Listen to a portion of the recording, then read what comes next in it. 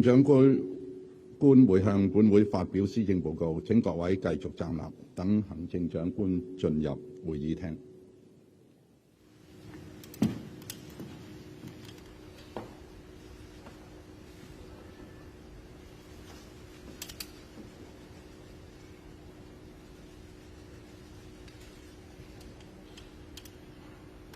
行政長官 The Chief Executive.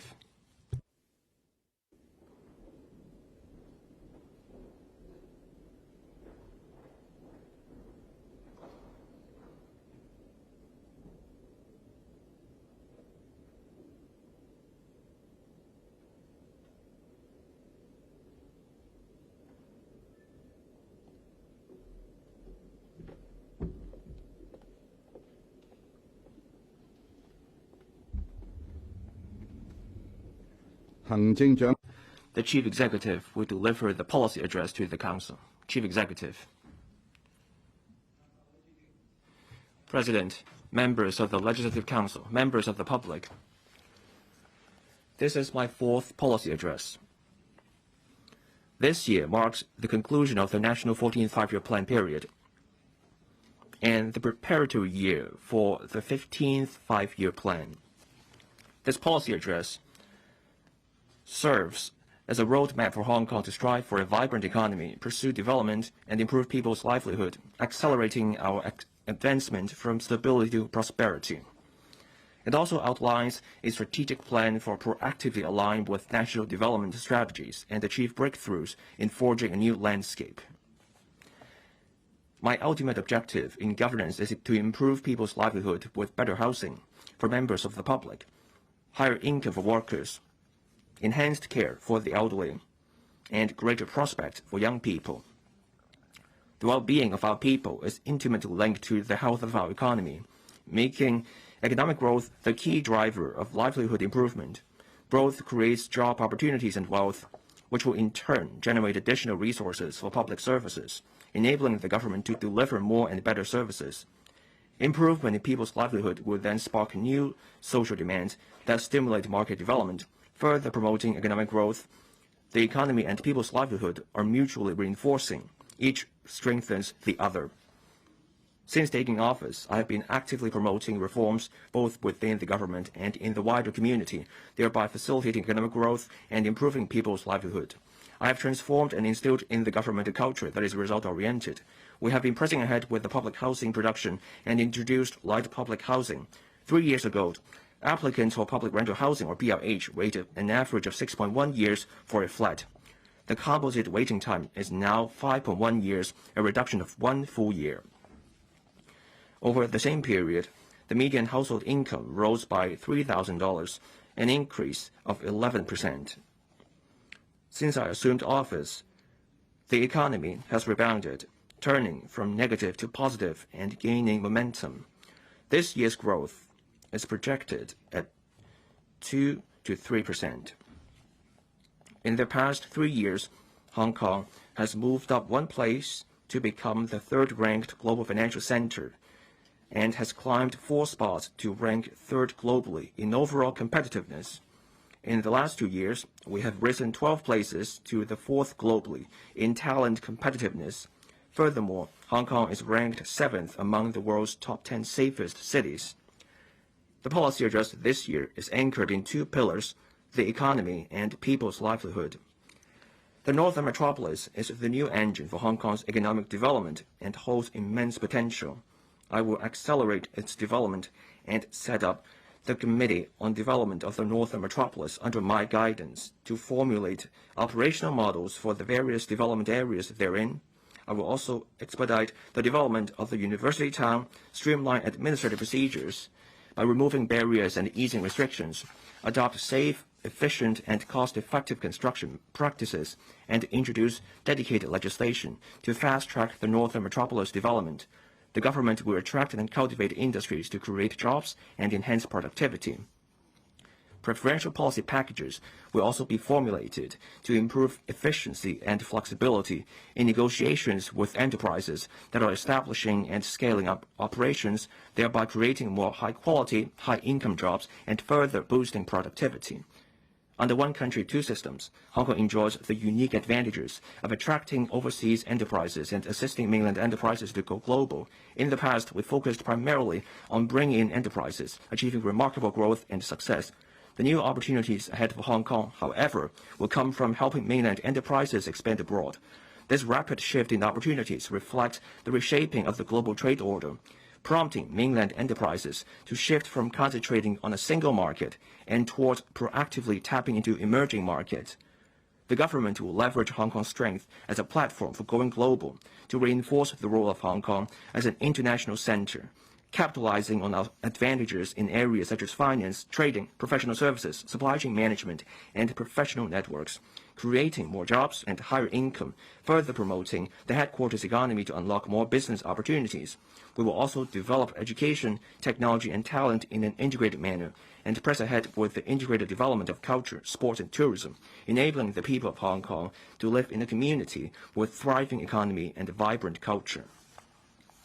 To strengthen governance, I will establish an accountability for heads of department or HODs by systematizing and institutionalizing their responsibility for their departments, and enhance the appraisal system for civil servants so that a culture of continuous improvement can take root. I will also set up the AI efficacy enhancement team to drive technological reform, coordinating and steering government departments in the effective use of artificial intelligence technology in the re-engineering of outdated workflows. Meanwhile, I will promote the development of AI Plus with strong emphasis on safety risk prevention and implement AI government services and facilitate the wide-scale application and development of AI across different sectors in society to boost overall efficiency. I will also put into practice the philosophy of better integration of an efficient market with a capable government and introduce market-based business model to enhance the services of the Leisure and Cultural Services Department. This policy address concludes with the most extensive chapter concerning people's livelihood. It encompasses 9 critical areas which are essential to the well-being of the community, covering land and housing, transport, healthcare, social welfare, labor protection, and a caring and inclusive society, under which may include continuously increasing public housing supply to enrich the housing ladder, creating land for large development projects, prompting long-term economic development and addressing housing needs while increasing government land reserve, continuing healthcare reform, implementing 11 measures to support local economy, continuing the work on targeted poverty alleviation, promoting the principle of aging in place as the core with institutional care as backup, supporting and protecting workers, and establishing the working group on aging society strategies to meet the challenges brought by aging. These demonstrate my commitment to placing people's livelihood at the heart of governance. Indeed, economic development ultimately serves the well-being of our people, enabling them to enjoy better quality of life. Resolutely implement the one country, two systems principle. One country, two systems remains unchanged. As President Xi Jinping pointed out, one country, two systems possesses its distinctive institutional strengths and strong vitality. It's a good system that sustains the long-term prosperity and stability of Hong Kong and Macau. It is a good system that facilitates endeavors to build China into a great country and achieve national rejuvenation. And it is a good system for ensuring peaceful coexistence and mutual benefit between different social systems. So we must stay committed to this cause. We will continue to fully, faithfully, and resolutely implement one country, two systems. Hong Kong people administering Hong Kong and a high degree of autonomy. One country, two systems is the best institutional arrangement for maintaining Hong Kong's long-term prosperity and stability. The more firmly the one country principle is upheld, the greater the strength the two systems will be unleashed. Being a global metropolis, Hong Kong has remained an open, inclusive, safe, and stable city underpinned by the rule of law since our return to the Metropolis 28 years ago. With an ever-expanding influence internationally, Hong Kong is rated the world's freest economy, as well as an advanced and business-friendly city. These fully demonstrate the notable institutional strength and great vitality of one country, two systems. Hong Kong has solid backing from the motherland, enjoying far-reaching opportunities brought by national development from the Guangdong-Hong Kong-Macau Greater Bay Area to the Belt and Road Initiative. Meanwhile, as an international city with its distinctive role of connecting to the rest of the world, Hong Kong also has infinite room for improvement. The Hong Kong Special Administrative Region government will, as always, maintain the constitutional order of the HKSAR as stipulated under the Constitution and the Basic Law, ensuring the steadfast and successful implementation of one country, two systems. The fundamental premise of one country, two systems is to safeguard sovereignty, security, and development interests of our nation. Since the implementation of the Hong Kong National Security Law 5 years ago, we have overcome turmoil and unrest and maintained safety and stability in our society. Hong Kong has transitioned from chaos to order and is now advancing from stability to prosperity. The Hong Kong SAR government will continue to steadfastly safeguard national sovereignty, security, and development interests while thoroughly adopting the holistic approach to national security. We will remain vigilant at all times, prevent and mitigate risks, and ensure the long-term stability and safety of Hong Kong. We will continue to enhance the legal system and enforcement mechanism for safeguarding national security, doing our utmost to ensure that laws are observed and strictly enforced to bring offenders to account so as to prevent, suppress, and impose punishment for acts and activities endangering national security. The government will spare no effort in promoting national security education. Since its opening a year ago, the National Security Exhibition Gallery has already attracted over 1 million visitors. More than 3,300 national security education district tutors have been trained to promote national security messages to the community. With the improved electoral system and district governance system of the HKSAR, the principle of patriots administering Hong Kong has been fully implemented. The HKSAR government has held 6 important elections, including the recent election committee subsector by-elections. The HKSAR will devote all efforts in preparing for the general election for the 8th Term Legislative Council to be held on the 7th of December this year, ensuring that the election is conducted in a fair, just, honest, safe, and orderly manner. As part of the reforms to improve district governance, the government set up the Steering Committee on District Governance and the Task Force on District Governance in July 2023. They are chaired by the Chief Secretary for Administration and the Deputy Chief Secretary for Administration, respectively, with the aim of strengthening coordination to address issues such as environmental hygiene, community beautification, facility development, and community services more effectively. The Home and Youth Affairs Bureau and the Home Affairs Department will continue to lead district councils, the 3 district committees, and care teams to proactively harness local strength to foster compassion and vibrancy within the community. This year marked the 80th anniversary of the victory in the Chinese People's War of Resistance against Japanese aggression and in the World Anti-Fascist War. The HKSAR government has organized a series of large-scale commemorative activities, including exhibitions, film screenings, and library events for the public to gain a deeper understanding of the spirit of unity and resilience displayed by Chinese people in the fight for peace. We will collaborate with Shenzhen to promote a new red educational route under the theme of Chinese cultural celebrity rescue history so as to enhance understanding among people of Hong Kong and tourists of the history of the War of Resistance in Hong Kong.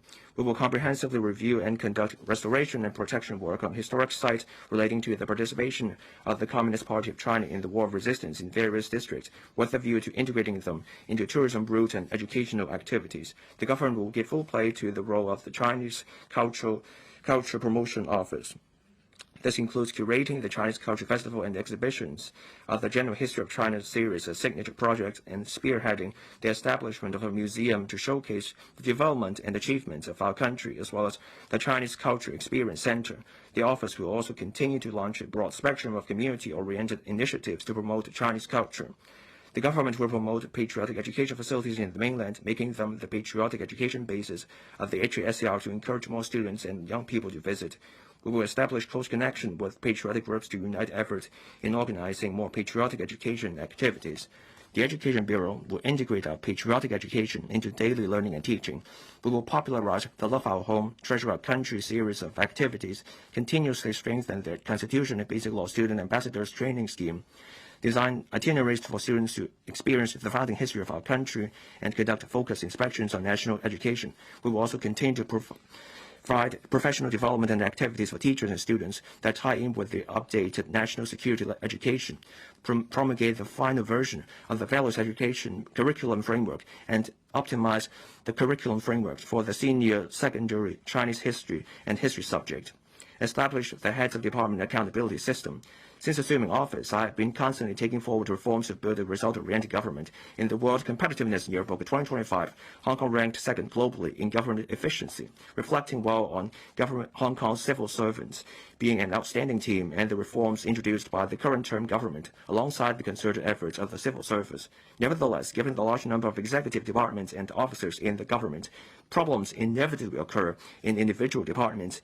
The causes behind them must be identified in good time and rectified to prevent them from undermining the overall trust that society places in the government, and to avoid causing injustice to the overwhelming majority of our civil servants who are dedicated to their duties. I believe that effective management is of utmost importance. Senior civil servants are all responsible for management. I have therefore been considering ways to strengthen their sense of responsibility to enhance the overall management standard of the department. After considerations, I believe that the most direct and effective way to strengthen the accountability of the HODs by clearly emphasizing that HODs are tasked to build a strong management team and lead their senior civil servants to jointly manage staff and operation systems. While HODs have always been responsible for the work of their departments, the government has not yet institutionalized overall accountability.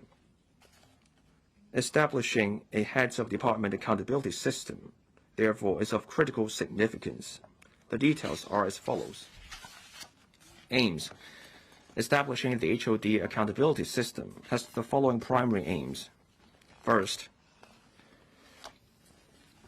to render the political accountability required of secretaries of department and directors of bureau in policy formulation, and the administrative accountability required of civil servants in implementing policy initiatives better articulated with each other, with clarification of their respective roles. Second, to drive HODs to establish an effective management team and operating systems, eliminating bottlenecks and plugging shortfalls, improving workflow on an ongoing basis, and continuously enhancing departmental efficiency. Third, to identify the deficiencies whenever a problem occurs in a department, putting in place improvements, attributing responsibility to the appropriate parties, and taking administrative or disciplinary actions against those responsible in accordance with the civil service management regime. The consequences include warnings, reprimands, not being granted a salary increment, relegation in rank, reduction in salary, compulsory retirement, and even dismissal. The investigation mechanism. Investigations will be divided into two tiers in accordance with the severity of the problems identified. Tier 1. If the problems are of a general nature, the investigation should be taken up by the HOD concerned. They will be responsible for identifying the deficiencies of the department and putting in place improvements, taking forward administrative or disciplinary actions against the officers who have underperformed or engaged in misconduct in accordance with the civil service management regime. Tier 2. If a serious problem occurs in a department or the problem is widespread or a repetitive systemic one, or there are indications that the HOD concerned is implicated in the problem, the investigation will be carried out by an investigation panel set up specifically under the HOD accountability system. The panel will identify the deficiencies of the department and attribute responsibility to the appropriate parties, and should be independent from the government, such that the investigation will be impartial and independent, and should be able to examine civil servants of all ranks to ensure that the investigation is thorough, and should be familiar with the general operation of the government to ensure that the investigation is completed efficiently, and should be a standing team to be called upon, ensuring its certainty and readiness. To achieve the aforementioned aims, I will expand the existing functions of the Public Service Commission to enable it to conduct investigations. Independent of the government and in operation for many years, the Commission is conversant with the management system of the civil service. Its current statutory functions include advising the Chief Executive on matters affecting the public service, including disciplinary cases of civil servants.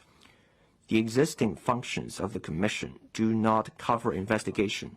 extending its functions to include investigation and inviting experts or government officials not related to the department being investigated to participate can ensure both the independence and impartiality of the investigations concerned, as well as the efficiency of the investigation, thereby achieving the four requirements set out in previously.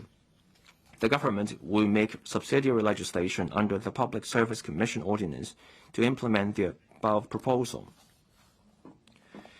Activation mechanism. When a situation as described previously occurs in a department, the relevant bureau or director of bureau must report it to the secretary of department concerned. Upon obtaining the latter's agreement, the director of bureau should activate the Tier 2 independent investigation mechanism. The secretary of department concerned can also, on their own initiative, direct the relevant director of bureau to activate the investigation mechanism. Strengthening the performance appraisal system for civil servants. The overall performance of civil servants is fundamental to the effectiveness of departments. A fair and honest assessment of staff performance can encourage good performance to strive for excellence and suitably handle staff who have underperformed or misconducted themselves. In this connection, establishing an effective performance appraisal system will help HODs enhance the overall effectiveness of the department, raise the morale of good performance, assist those with room for improvement to improve their capability, and handle the small number of staff involved in misconduct in a fair manner. The Civil Service Bureau is tasked to conduct a study developing a more rigorous performance appraisal system that reflects and differentiates the performance levels of staff more effectively. Apart from assessing the performance of senior civil servants, including HODs, in accordance with the existing mechanism, secretaries of department and directors of bureau will need to supervise the senior civil servants under their charge to properly perform personnel management work for staff at all ranks, including performance appraisal, posting, promotion, and discipline. Set up an AI efficacy enhancement team.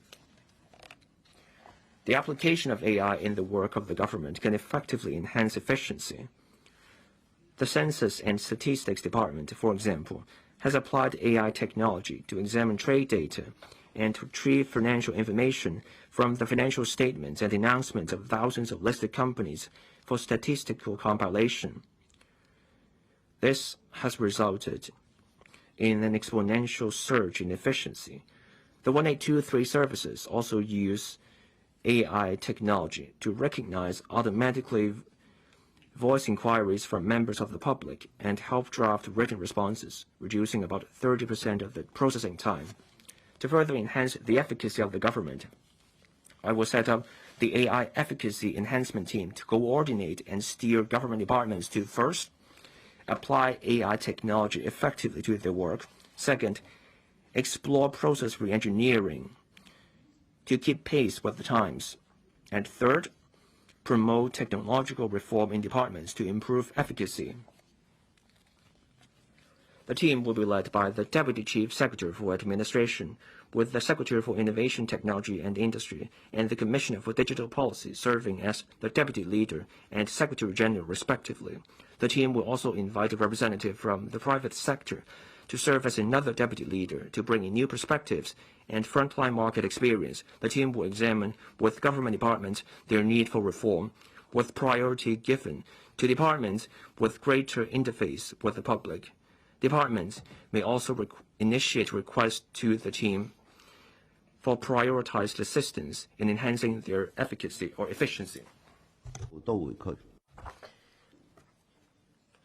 Accelerating the development of the Northern Metropolis. The Northern Metropolis, our city's strategic development area bordering Shenzhen, covers land area and a planned population intake accounting for about 1/3 of Hong Kong's total. It therefore represents a substantial source of economic value and development potential, creating many jobs and boosting productivity. While the government has been speeding up the development of the Northern Metropolis for the past few years, I remain deeply concerned about its progress, given the sheer size of the area and the magnitude of the investment required.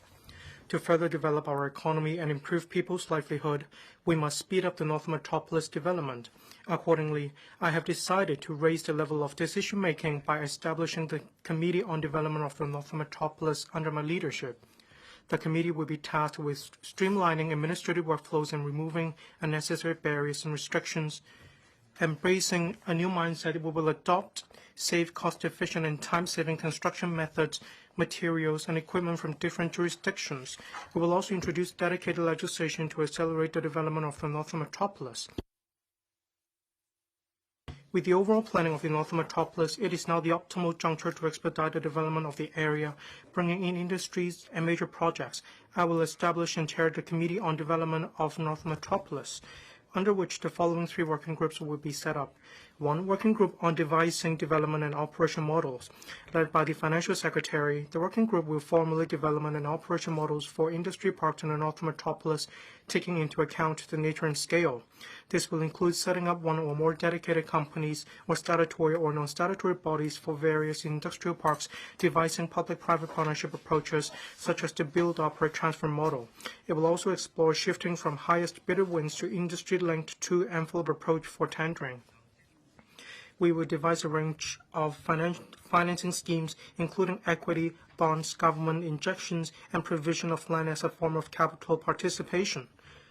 The Development Bureau is conducting policy study to set up an industry park company for about 23 hectares of industry land at Hongshui-Q. The recommendations will be announced this year after reporting to the working group. 2 working group on planning and construction of the university town.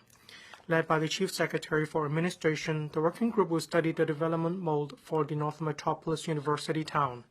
It will set up a research task force to conduct field trips on the successful models of university towns elsewhere, seeking views from precedents and models and representatives of local, mainland, and other internationally renowned universities.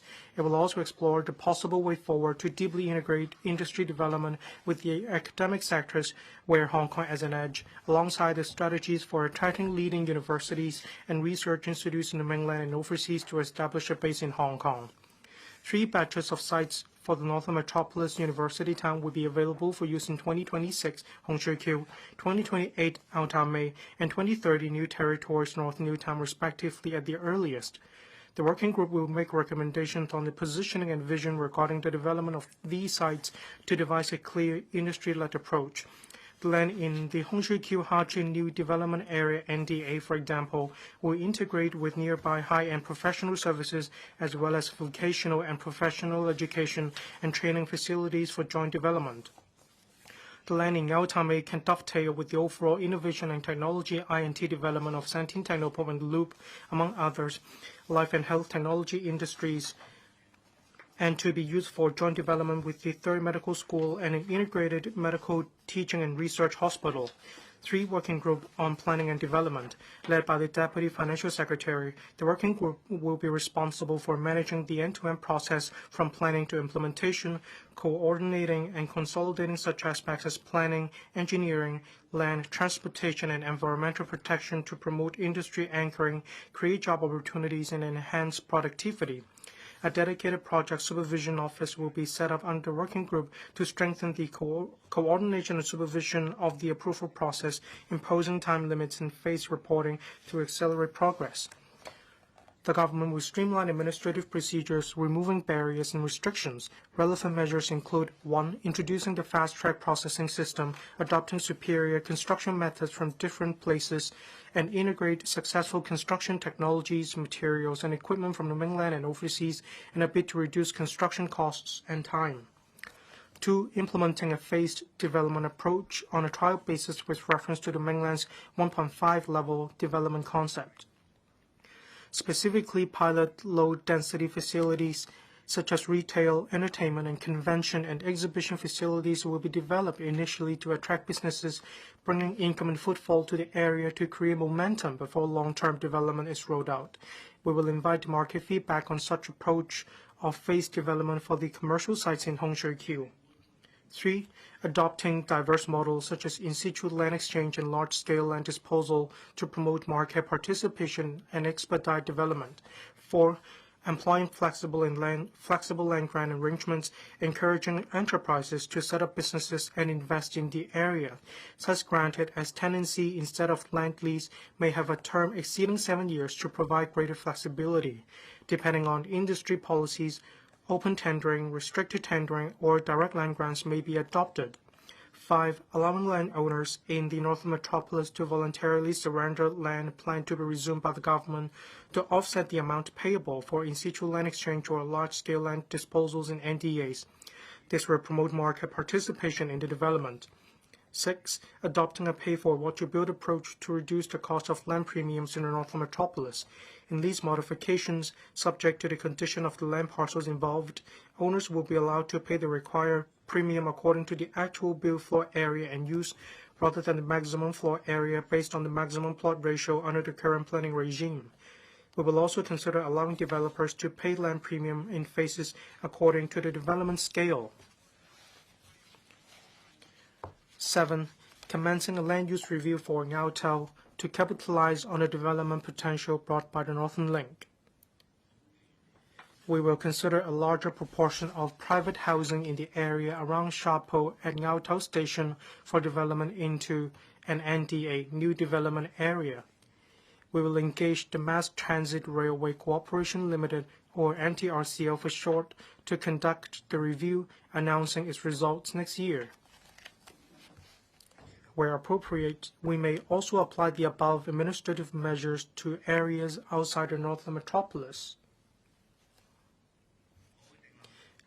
I will introduce dedicated legislation to accelerate the development of Northern Metropolis, empowering the government to devise simplified statutory procedures for issues including setting up statutory industry park companies and providing them with dedicated channels for funding, managing the cross-boundary flow of people, goods, capital, data, and biological samples in designated areas, to attract research institutes and high-end manufacturers to establish a presence in Hong Kong, speeding up the approval of building plans, relaxing permitted uses in outline zoning plans, OZPs for short, and fine-tuning development perimeters and expediting compensation payment for land resumption.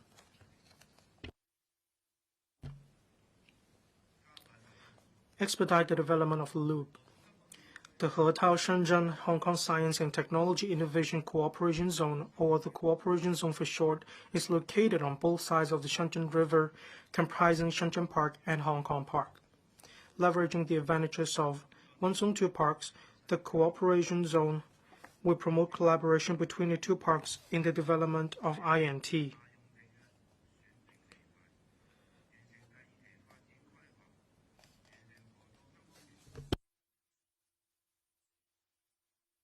The construction of the first 3 buildings in Phase 1 of the Hong Kong Park of the Cooperation Zone has been completed. The construction of the other 5 buildings will be completed progressively from 2027. The government will roll out parcels of the remaining land in Phase 1 this year. We'll complete Phase 2 planning for the development scale and distribution of industries to finalize Hong Kong Park's overall layout, and consider offering workspaces flexibly to companies under the moving in while construction is underway approach. This will enable them to move in earlier without having to wait for the completion of the entire park construction. The Sentin Tunnel pub, spanning about 210 hectares of land for INT, will serve as a strategic base for the INT industry. The government will publish the conceptual outline of the development plan for the innovation and technology industry in the Sentin Tunnel pub this year. It will cover top-level planning, industry positioning and layout, the coordinated development of land parcels, and strategies for channeling market resources to invest in the development, expedite transport, infrastructural development. To dovetail with the development of the Northern Metropolis, construction works of Kutong Station and Hung Shui Kiu Station are proceeding in full swing for completion in 2027 and 2030 respectively. Adopting an innovative mindset, the government has signed the Part 1 project agreement with the MTRCL. It will concurrently develop the Northern Link spur line in combination with the main line, achieving simultaneous commissioning by 2034 or earlier. Cross-boundary railway projects will lead to the comprehensive integration of metro networks in Hong Kong and Shenzhen, significantly enhancing the GBA's infrastructure connectivity and boosting industry's confidence in setting up operations. We are pressing ahead with the Hong Kong-Shenzhen Western Rail Link Hongshouqiu-Qianhai project and have invited expressions of interest from contractors and operators on the Hong Kong section of the project.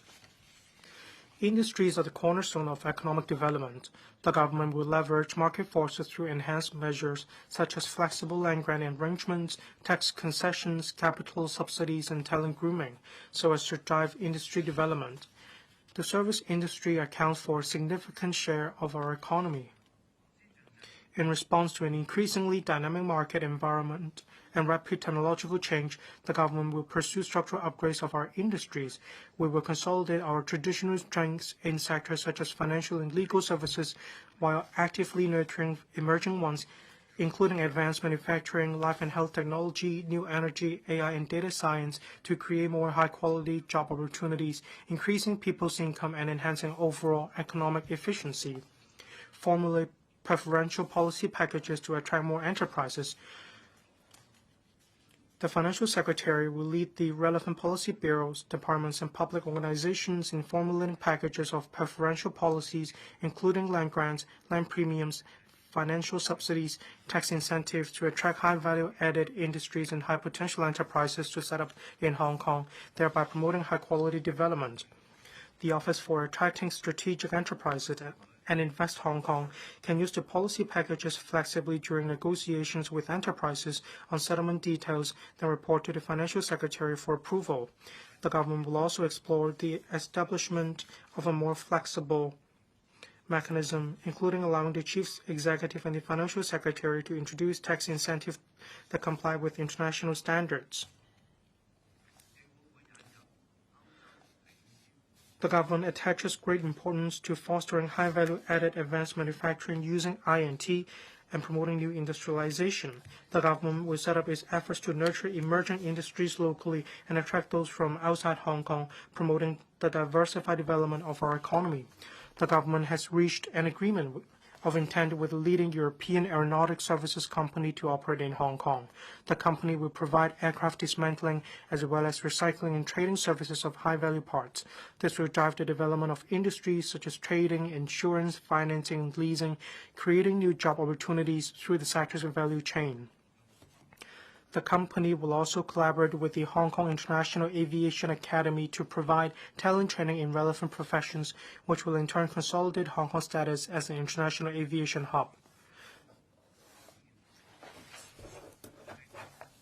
We will attract more pharmaceutical companies to set up operations in Hong Kong to conduct clinical trials and medical treatments for rare disease drugs, high-end cancer drugs, and advanced therapy products. We will proactively enhance the efficiency and patient recruitment and trial initiation. Will also make use of the GBA clinical trial collaboration platform in the Haltao area, enabling pharmaceutical companies to conduct trials simultaneously in Hong Kong and Shenzhen. Concurrently, we will prepare to set up the International Clinical Trial Academy for nurturing clinical trial professionals in the GBA and host international summits and forums. The government will set up the Hong Kong Center for Medical Products Regulation and submit a legislative proposal on regulating medical devices in 2026, with a view to establishing the center as an internationally recognized regulatory authority for medical products as soon as possible. We will expedite the 1+ mechanism for new drugs, piloting priority evaluation and approval of innovative drugs recommended by the HA for treatment of severe or rare diseases. This will have pharmaceutical companies bring innovative drugs to the market sooner. We will promote the standardization of clinical data within the GBA and establish a real-world data platform to have pharmaceutical companies bring innovative drugs to the mainland and international markets more quickly. The HA will establish the Office for Introducing Innovative Drugs and Medical Devices. It will identify the needs and benefits of innovative drug treatments for local patients through big data analytics, bringing in innovative drugs and medical devices that are cost-effective and beneficial to patients. Promote the development of the new energy industry.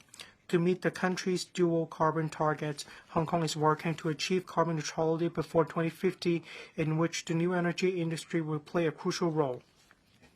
We'll speed up the application of green technologies, creating quality employment opportunities, and build an influential industry chain of new quality productive forces. Relevant measures are as follows. 1. We will develop a sustainable aviation fuel, or SAF for short, industry chain. Major airports and airlines in Europe, America, and Asia have gradually raised their SAF consumption targets. We will work with the mainland authorities to enable the local enterprise, one of the world's major SAF suppliers, to develop its business in the GBA, covering upstream collection of raw materials, the setting up of production plants and large-scale production, to dovetail with the specified target SAF consumption ratio for flights departing from the Hong Kong International Airport by 2030. A SAF blending facility will also be constructed to boost the competitiveness of our SAF industry and bolster the bargaining power of airlines. 2. The government has made top-level planning in the strategy of hydrogen development in Hong Kong announced last year, and 28 hydrogen energy trial projects are underway or under preparation. These projects cover hydrogen buses, hydrogen street washing vehicles, and a public hydrogen filling station in the NT. We will formulate hydrogen standard certification and establish public hydrogen filling facilities on Hong Kong Island and Kowloon, press ahead with more trial projects, and develop the GBA hydrogen corridor in collaboration with the Guangdong province. 3. The government is pushing forward the construction of Hong Kong's first large-scale EV battery recycling facility at the Eco Park, expected to commence operation in the first half of 2026. The recycled black mass converted from locally retired batteries will be supplied to the mainland and the neighboring regions, promoting the development of the EV battery recycling industries. AI is the key driving force of a new round of scientific and technological revolution, as well as industry transformation. With our advantages in scientific research, capital, data, and talent, together with abundant use cases, Hong Kong is poised to become a global hub for AI development.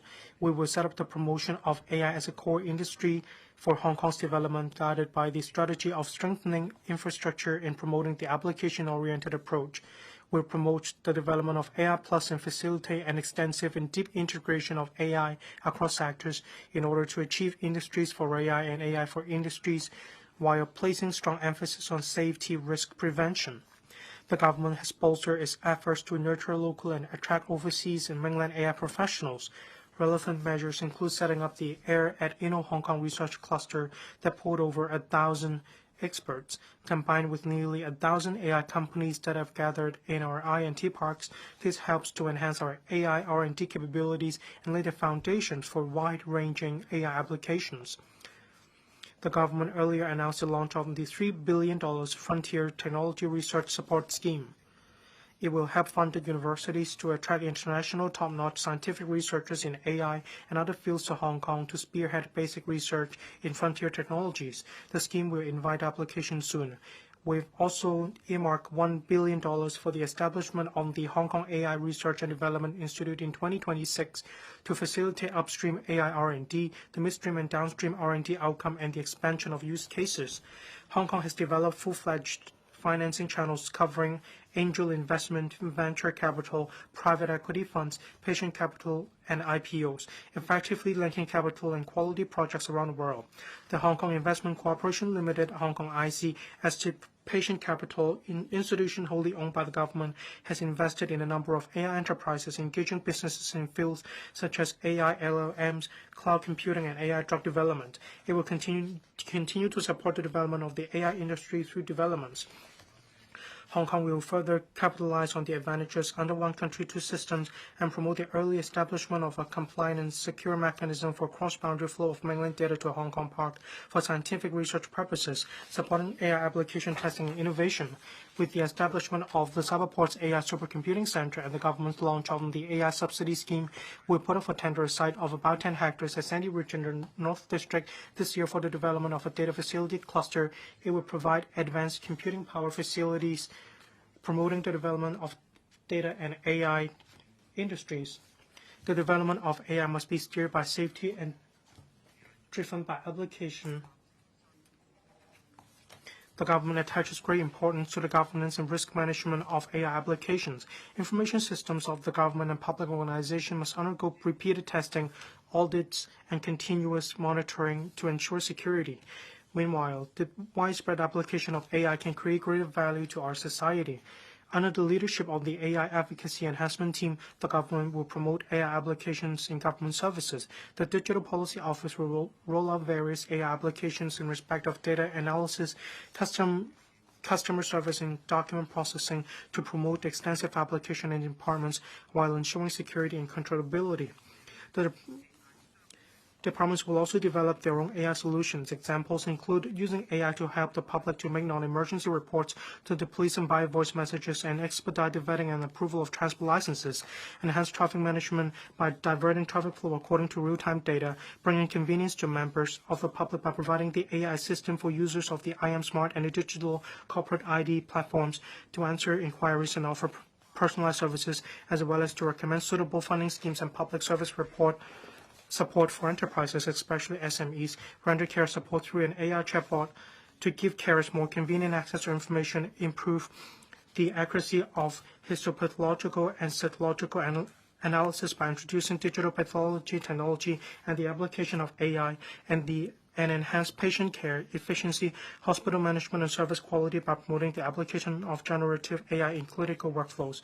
The government will also promote AI business applications. The Hong Kong MA, in collaboration with Cyberport, has launched the second cohort of the AI Sandbox initiative to promote AI applications to more financial institutions. In addition, the Hong Kong MA is developing an AI model evaluation approach to step up testing on the system security of financial institutions.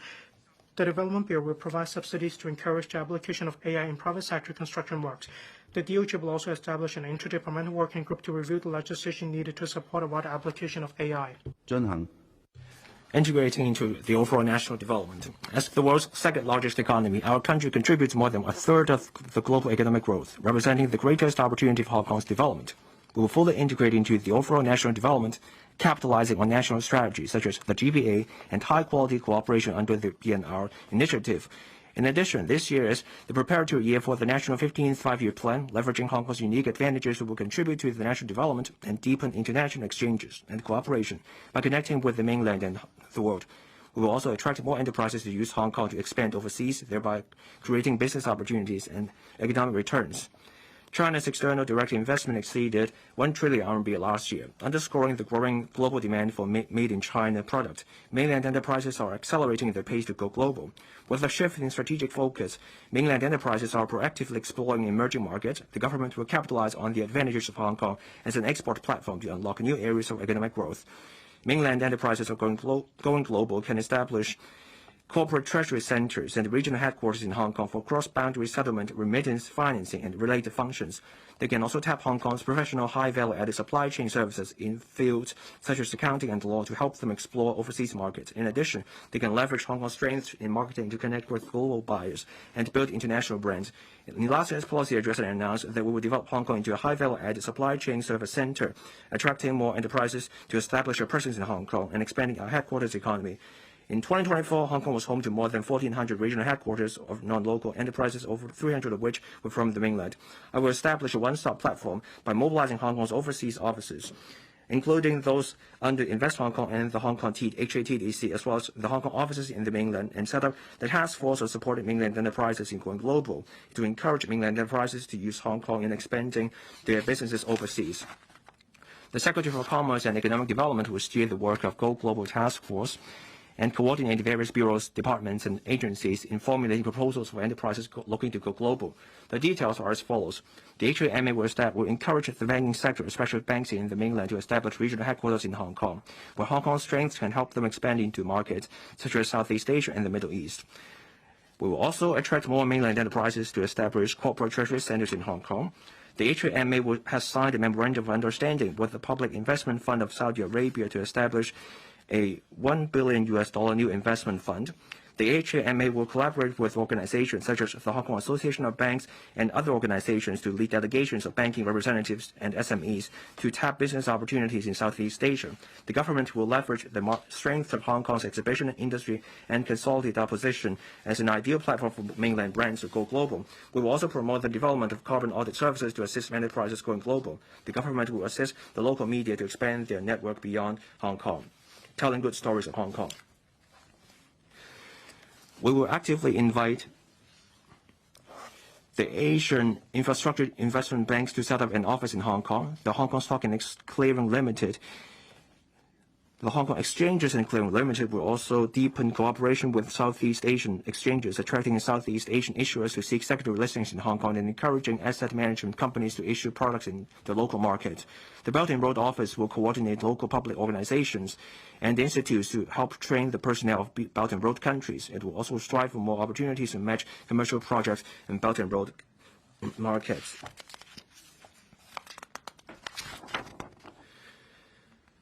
As one of its core cities, Hong Kong plays a vital role in driving the GBA's development. It also plays an irreplaceable part in our country's reform and opening up.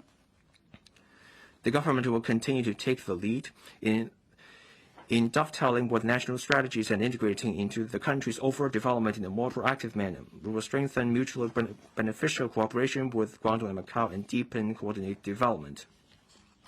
We will continue to deepen our cooperation with Guangdong and Macau, forging closer convergence of our respective rules and mechanisms to enhance the flow of people, goods, data, and capital. The measures are developing the Hong Kong International Airport Dongguan Logistics Park. This is the most successful model of GBA cooperation. Phase 1 development's permanent facilities will be completed in stages, starting from the end of this year. The preliminary stage of Phase 2 development is also set to commence this year, including the introduction of more high-value-added logistics and cross-boundary e-commerce facilities. Second, promoting a panel of GBA arbitrators and a platform for GBA commercial mediation and arbitration to lower enterprises' costs of cross-boundary dispute resolution. Third, extending cross-boundary ambulance transfer arrangements with the governments of Guangdong and Macau, including two-way ambulance transfers and expansion to cover designated hospitals in Zhuhai and Nansha. Fourth, enhancing cross-boundary credit referencing and the Shenzhen-Hong Kong cross-boundary data validation platform to facilitate Hong Kong's banks' credit assessment of mainland residents and enterprises in Hong Kong. Continuously enhancing the Payment Connect service, expanding the use cases for remittance related to people's livelihood. The government will improve disbursement arrangements to portable cash assistance next year so that Hong Kong elderly recipients retiring in Guangdong and Fujian provinces can opt to receive government assistance directly through their bank account with designated mainland banks. Sixth, working with exchanges in the Greater Bay Area to develop commodity trading, carbon trading, and other businesses. The HKEX, a controlling shareholder of the Shanghai Mercantile Exchange, will continue to strengthen mutual cooperation for the development of the offshore spot soybean market. Core Climate, the carbon marketplace of the HKEX, will collaborate with pilot carbon markets in the GBA to explore cross-boundary trade settlements on a trial basis. Seventh, boosting collaboration between the Hong Kong Investment Corporation and the Guangdong government to help Hong Kong's enterprises with high technology content, such as biotech and health tech startups, to strengthen cross-border industry chain development. Nansha will be the key base for the first phase.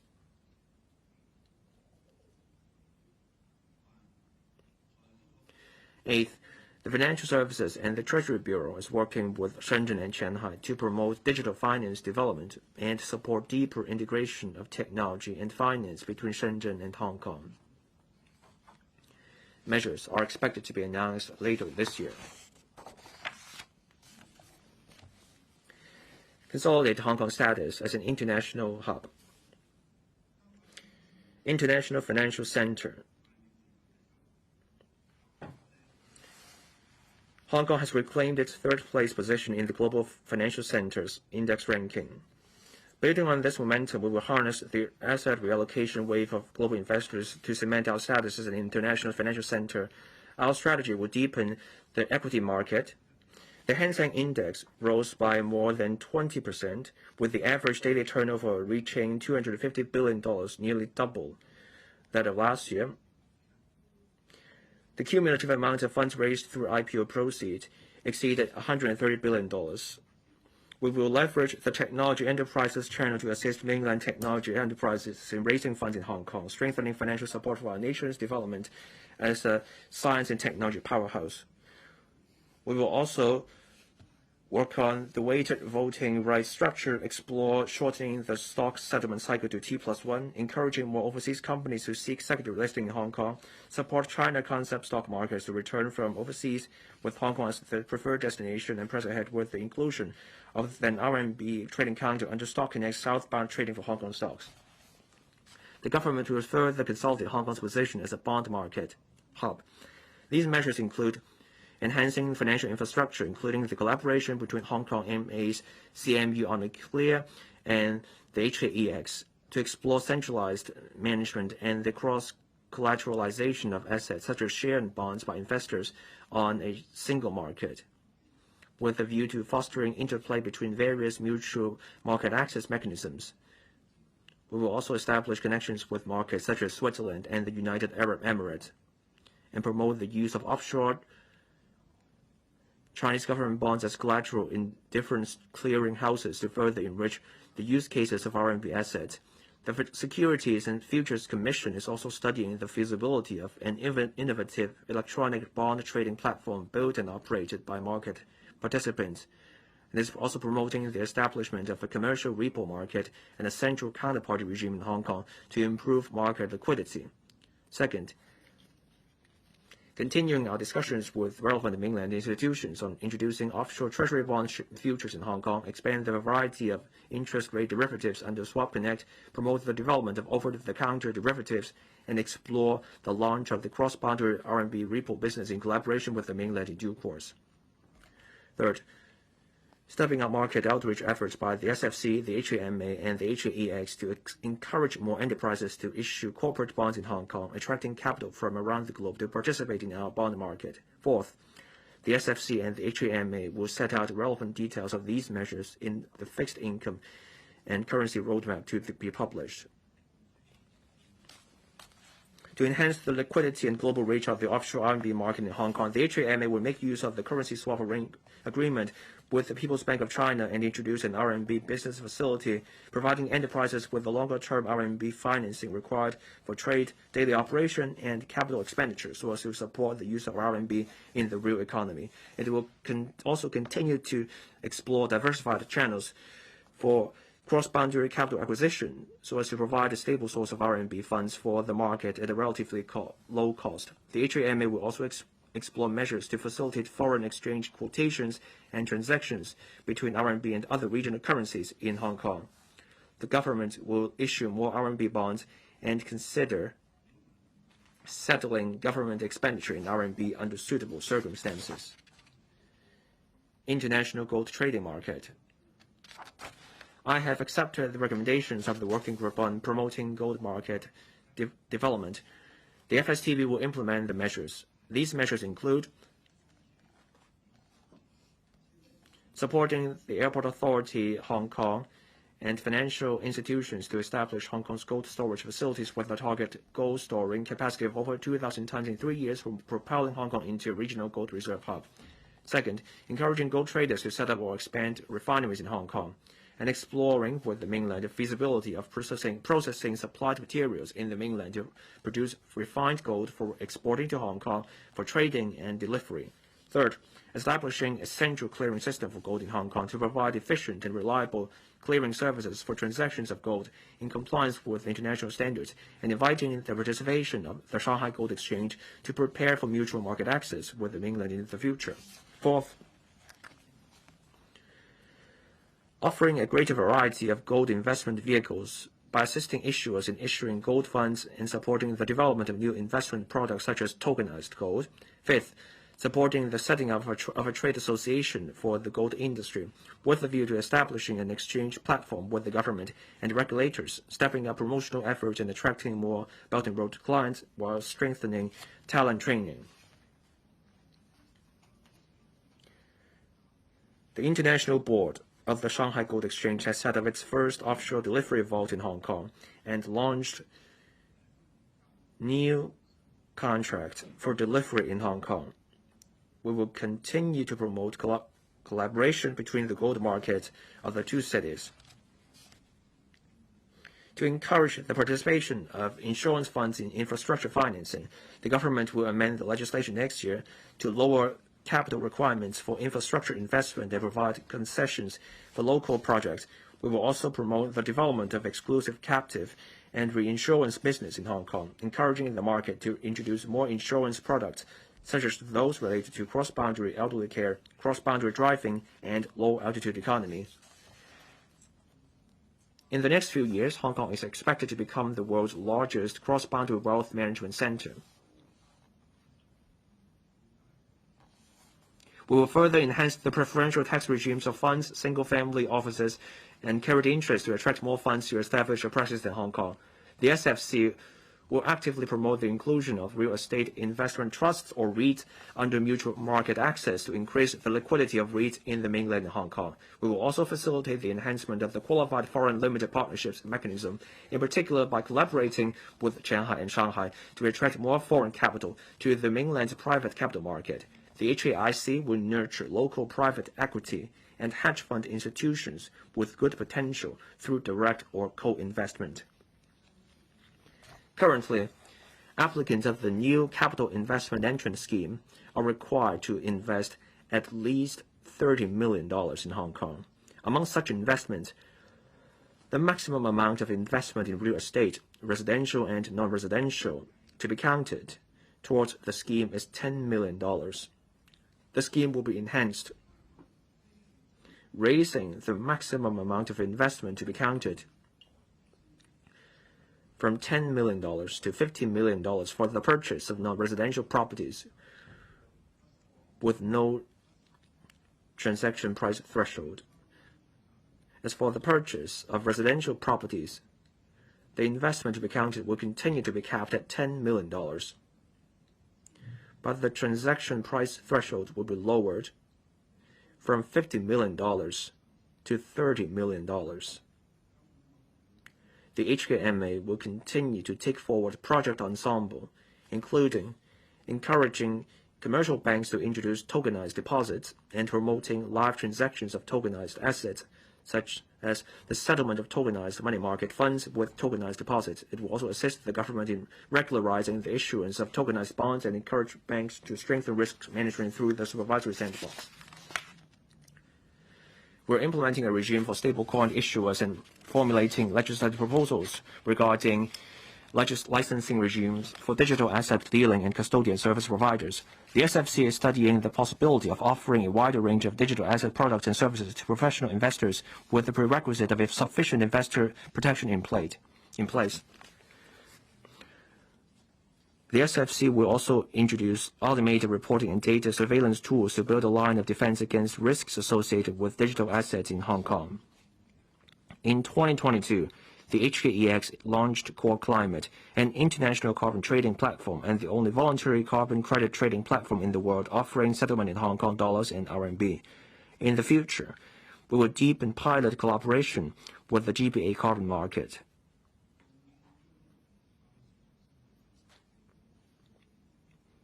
And jointly building a regional carbon market ecosystem.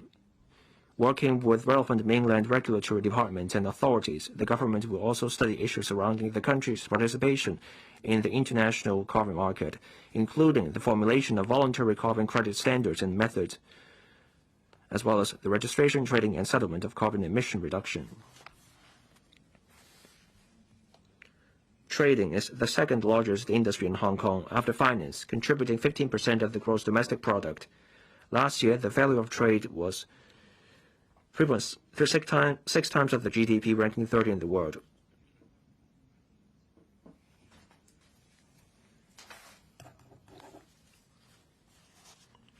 Our investment agreement negotiations with Qatar largely concluded in mid-2025. We will explore the signing of new investment agreements with Saudi Arabia, Bangladesh, Egypt, and Peru. The government will also continue to seek accession to the Regional Comprehensive Economic Partnership to expand our economic and trade network.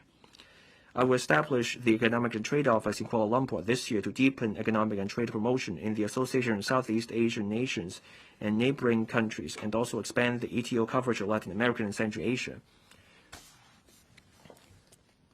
The government will promote the digitalization of trade to lower costs and improve efficiency. The measures are as follows. The HKMA will develop a roadmap for Project Coco X by the end of the year. Through commercial data interchange and working with the AAHK and the port community system, the trial project will leverage cargo data to reduce credit costs and processing time for banks and SMEs. The HAMA will explore cross-boundary financial collaboration with the Shanghai Municipal Bureau of Data and other parties under Project Ensemble, such as the application of tokenized electronic bills of lading, as well as advancing connections with CDI and Cargo X to facilitate trade finance with the use of cargo data. Third, a logistics provider will be recruited as an additional pilot participant of the cross-boundary express cargo clearance facilitation arrangement to enhance the efficiency of e-commerce shipment. Fourth, the trade single window will be expanded progressively to cover more trade documents. In parallel, the government, together with the mainland's General Administration of Customs, will work to connect the single windows of Hong Kong and mainland and explore the feasibility of extending the existing single submission for dual declaration scheme to include other trade documents and transport notes. In addition, the government will discuss the possibility of connecting the single windows with ASEAN. The government will also introduce a legislative proposal next year for the digitalization of business-to-business trade documents.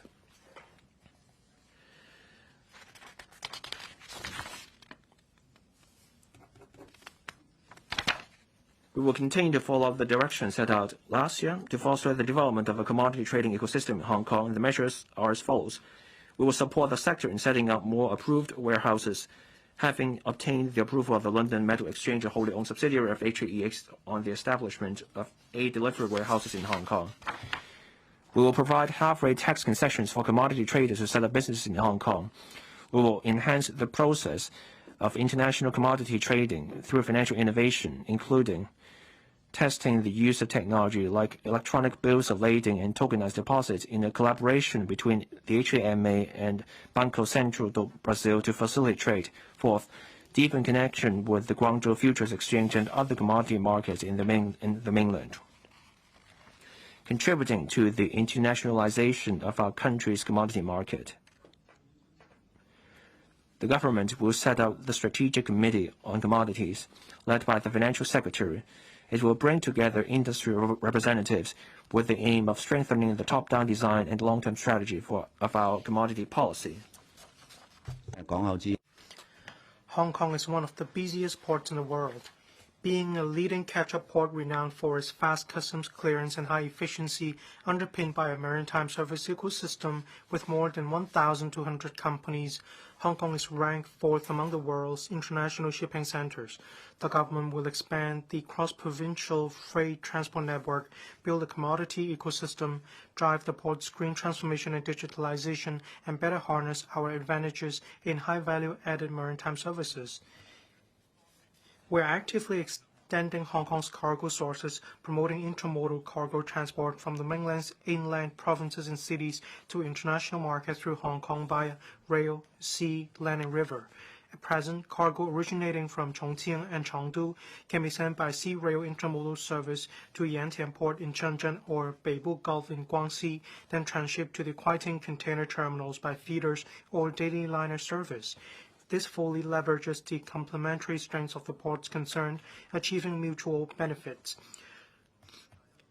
The government will establish partner-port relationships with mainland regions of strategic collaboration significance, as well as Belt and Road regions, and prepare for the development of the green shipping corridor. We'll focus on the development of bunkering of fuels such as green methanol, green ammonia, and hydrogen. Later this year, we will invite the industry to submit expressions of interest in the development of green maritime fuel storage facilities. We will also require all vessels providing methanol bunkering services in Hong Kong waters to install mass flow meters to improve bunkering efficiency within next year, initiate a feasibility study on green ammonia and hydrogen bunkering. The government will facilitate the trading of more green maritime fuels in Hong Kong and assist in the export of mainland-produced green maritime fuel. Develop a digitalized port system.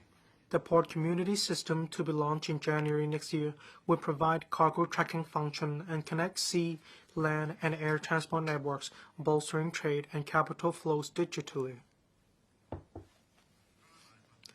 Better harness the strengths of high-value added maritime services. Vessels owned, managed, or operated by Hong Kong ship owners account for nearly 10% of the deadweight tonnage of the world's merchant fleet.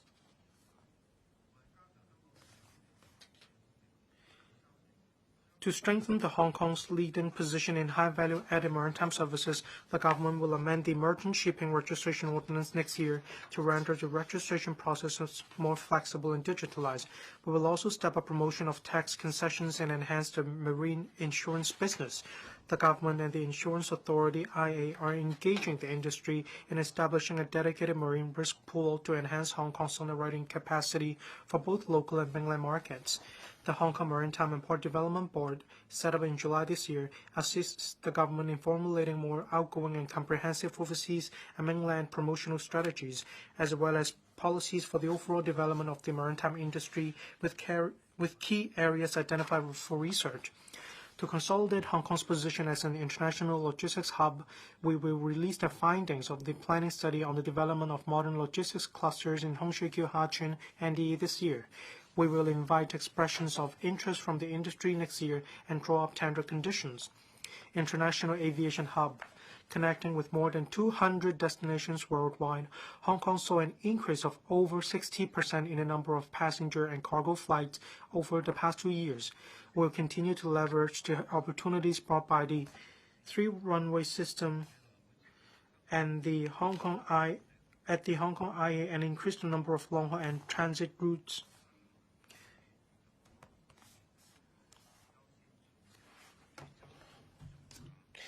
We will also encourage local and non-local airlines to operate more flights and work to forge more new air services agreements and expand traffic rights with South America, Central Asia, Africa, and the Middle East as our priority target regions.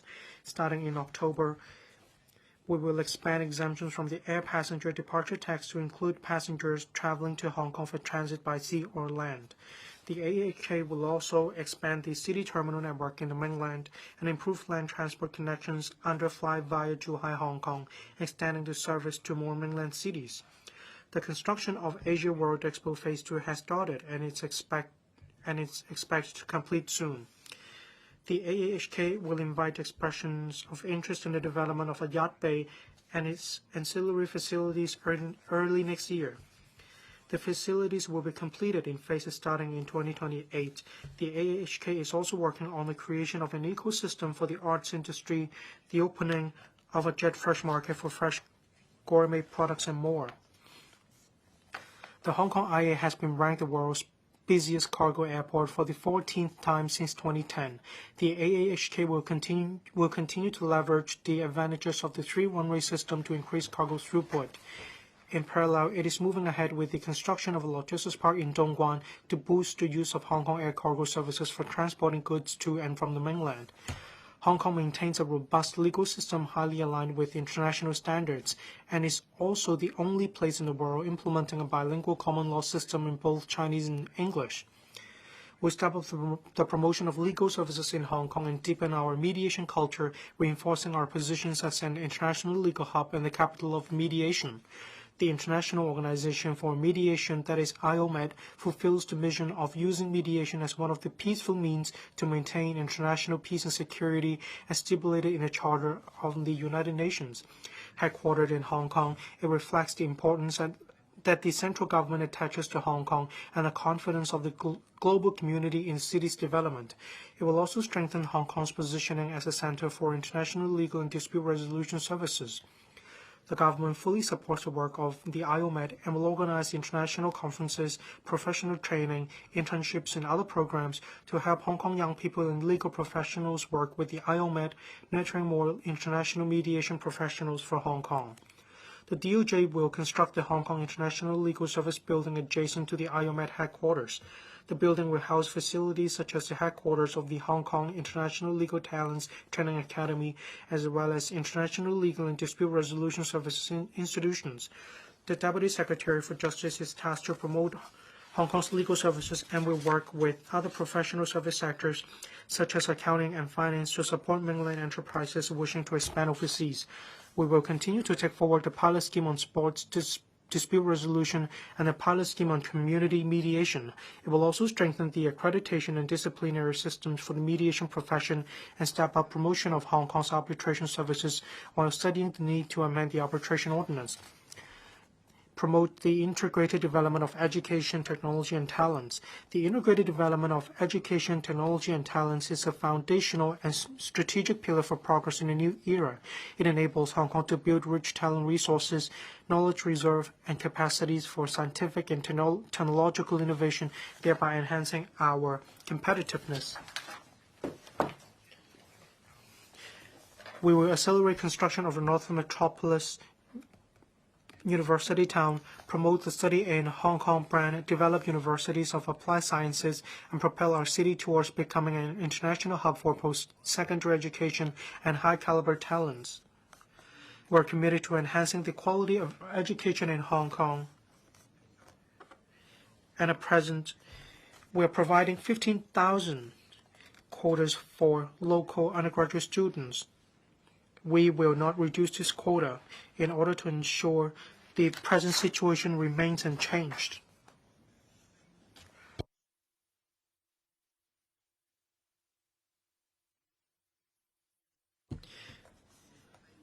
On the other hand, the number of non-funded places for non-local students to study in Hong Kong on a self-financing basis will be permitted to increase. Starting from the 2026-27 academic year, the enrollment ceiling for self-financing non-local students of each funded post-secondary institution will be raised from the level currently equivalent to 40% of local student places to 50%, and the over-enrollment ceiling of self-financing places of funded research postgraduate programs will increase from 100% to 120%. The government launched the Hostels and City Scheme in July to facilitate the market in converting existing commercial buildings, including hotels, into student hostels by obviating the need for rezoning and allowing excessive plot ratio be retained. Effective today, apart from cases involving the conversion of commercial buildings, cases involving redevelopment of original commercial buildings into new student hostels can also enjoy the facilitation measures under the scheme, including retaining excessive plot ratio. The government will also earmark new sites zoned as commercial or otherwise this year for building new hostels, and we will also invite the market to submit expressions of interest. The Education Bureau will establish the task force on study in Hong Kong, bringing together the University Grants Committee, UGC, the RTIB, the Hong Kong Talent Engaged Post-Secondary Institutions, ETOs, the mainland offices, and so on, to step up the promotion of higher education in Hong Kong. Relevant measures include 1. Rolling out the Hong Kong Your World-Class Campus large-scale publicity campaign to promote Hong Kong's quality resources in areas such as academic studies, scientific research, and international cooperation. 2. Providing funding support of $40 million by the UGC for the 8 funded universities to enhance publicity as well as teacher and student recruitment overseas and in the mainland. The EDB will also take the lead in encouraging post-secondary institutions to organize more summer study tours to attract non-local senior secondary school students. 3. Encouraging post-secondary institutions to roll out more high-value added study tour in Hong Kong activities to promote the study tour in Hong Kong brand. Advance the development of UAS. The government has granted the UAS designation to 2 universities, putting into practice the principle that every trade has its masters.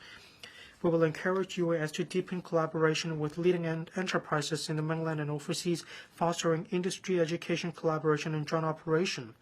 The Alliance of UAS in Hong Kong will explore the feasibility of cooperating with leading polytechnic institutions in Guangdong Province to jointly establish a GBA exchange platform. Mutual recognition of vocational and professional qualifications will continue exploring with the mainland authorities the implementation of the mutual recognition of sub-degree level qualifications between Hong Kong and the mainland. This aims to facilitate the cross-boundary job seeking and the pursuit of further studies by graduates of vocational and professional programs in both places. The EDB will, on a trial basis, allow schools under the direct subsidy scheme to apply for increasing the the number and size of classes, expanding their intake of non-local students with student visas to study on a self-financing mode. Promote the international recognition of DSE. We will promote the international recognition of the DSE to various sectors through a range of education exhibitions and activities overseas and on the mainland, enabling DSE candidates to have more options for further education. The EDB will strengthen efforts to crack down on the unauthorized provision of DSE programs or the operation of shell schools. We have set up a reporting mechanism, conducting unannounced inspections, and further clarify the registration arrangements for private candidates taking the DSE in the coming year. In addition, we will formulate the code of practice for private schools and publish the private school list within this year with a view to improving the standards of school operation. International schools. The EDB has allocated 2 vacant school premises for international school development. The government has also reserved sites in the Northern Metropolis for the development of international schools. We encourage international schools to increase their admission quotas. We will also remove barriers and ease restrictions, allowing quality international schools to build new facilities and enhance existing ones, including student boarding facilities at their school sites on a self-financing basis. The EDB has set aside $2 billion in the Quality Education Fund, or QEF for short, to support digital education in primary and secondary schools, and will also release a blueprint for digital education in primary and secondary schools in 2026. This will encompass strategies such as optimizing the interface between primary and secondary curricula of information technology and INT education, setting out an AI literacy learning framework, incorporating AI education into the core curriculum, enhancing AI training for teachers, and introducing corporate resources.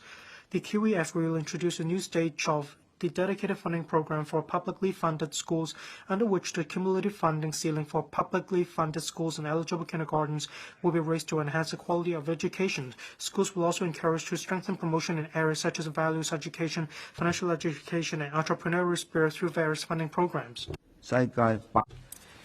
International Innovation and Technology Center.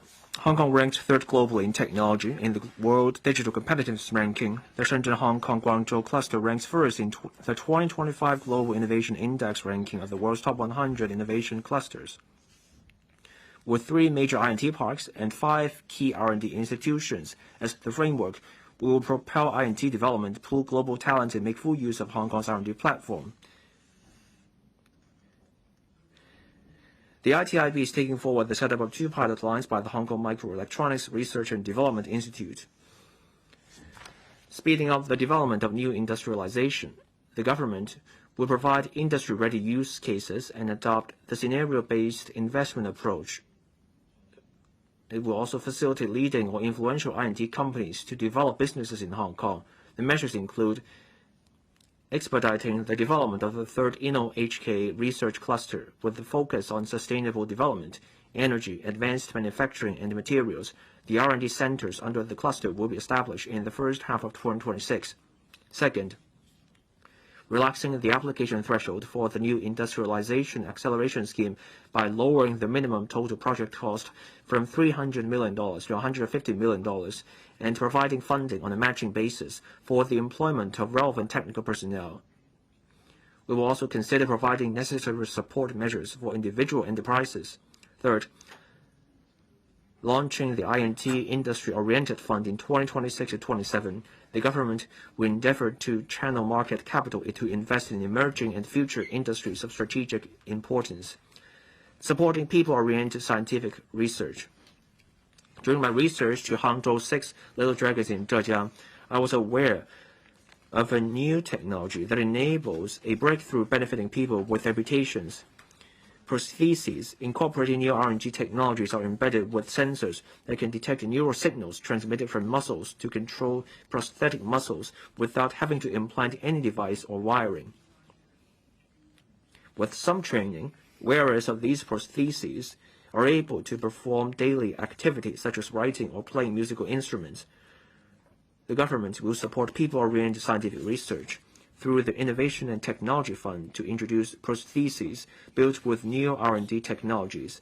A 2-year scheme will be introduced to grant full subsidies to amputees in Hong Kong for the configuration and the use of the high-tech prostheses free of charge, enabling them to benefit from new technologies.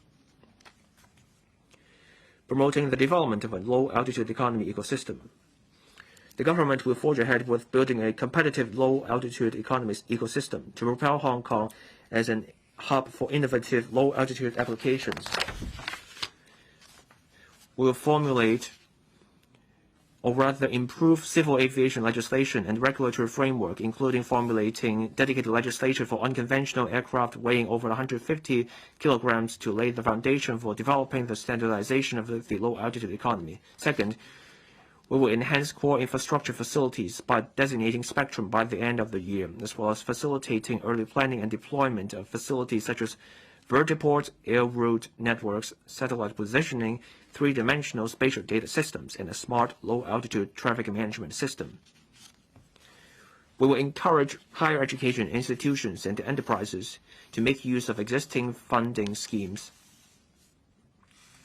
review relevant talent development, and support the industry and universities in organizing more training. Last year, Invest Hong Kong hosted the inaugural Hong Kong Low-Altitude Economy Forum, attracting over 250 local and overseas industry stakeholders. We will continue to host flagship events to showcase the business opportunities of the low-altitude economy. The first batch of regulatory sandbox pilot projects was announced in March.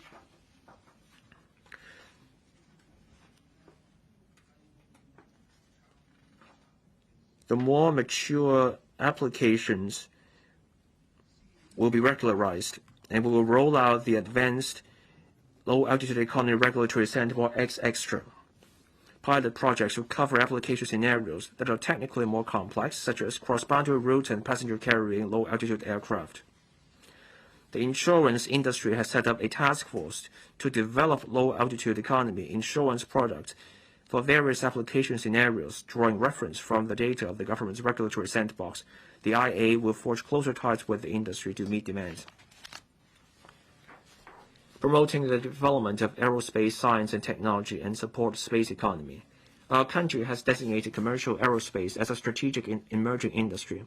Hong Kong has an advantage in internationalization and possesses strong scientific research capabilities, with various universities participating in national aerospace projects. We will promote the development of the aerospace science and technology sector and support the space economy.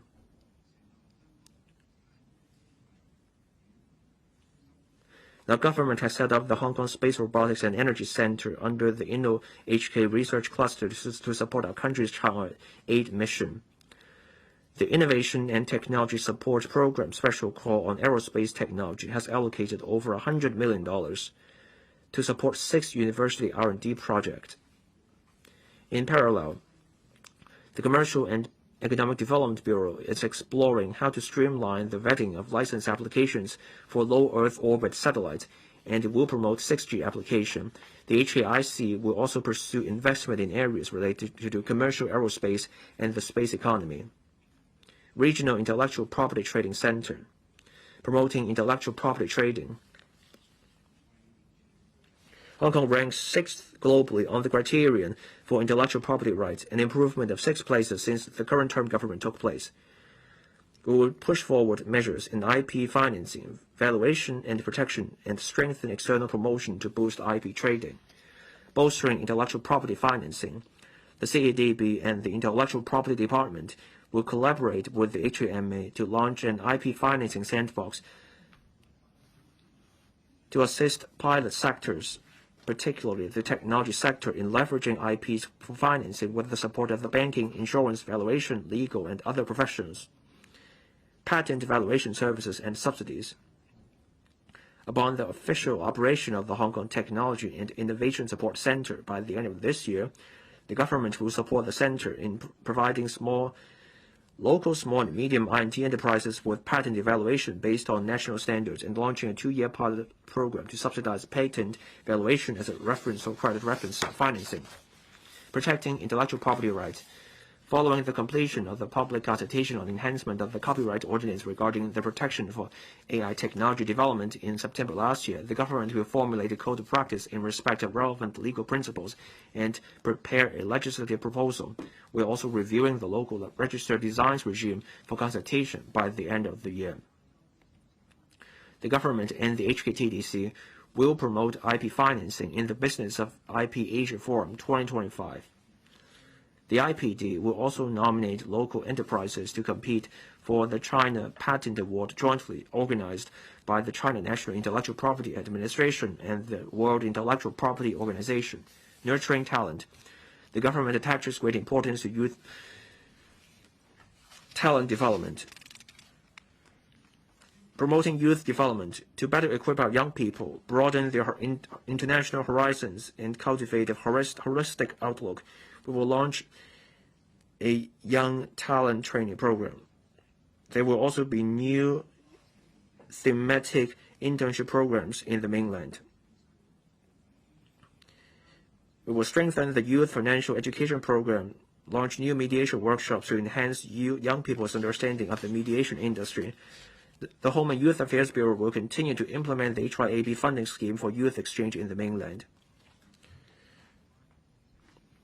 In addition, the 8 youth uniformed groups of the security bureaus, disciplined and auxiliary services departments will also proactively organize international and mainland exchange activities.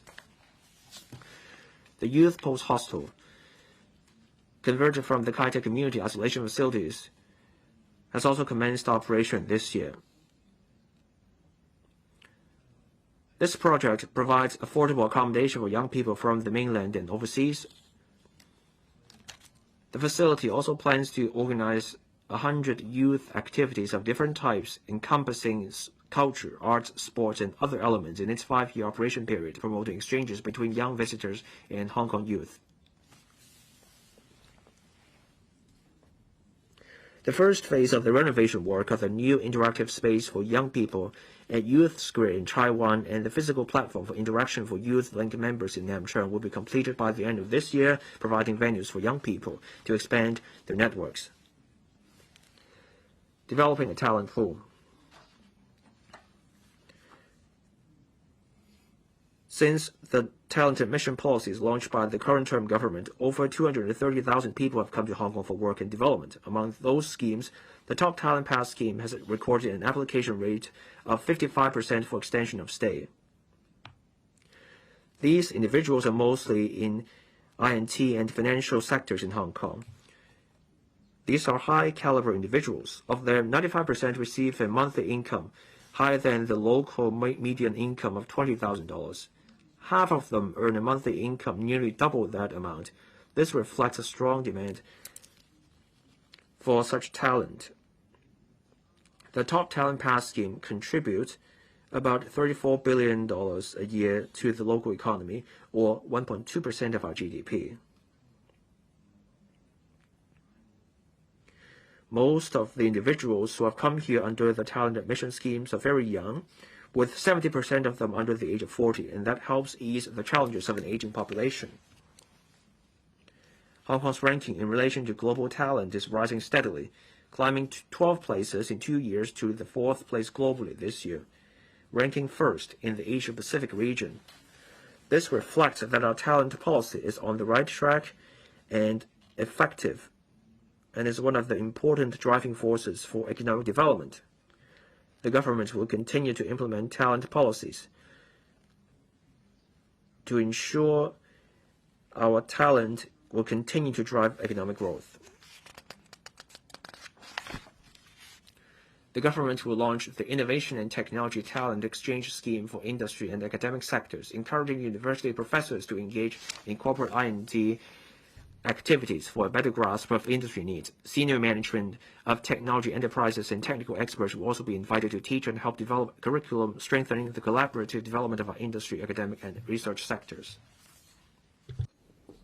文化、體育、旅 Integrated development of culture, sports, and tourism. East meets West Center for International Cultural Exchange. The Culture, Sport and Tourism Bureau published the Blueprint for Arts and Culture and Creative Industries Development last year, setting out clear directions for the long-term development of arts and culture policies.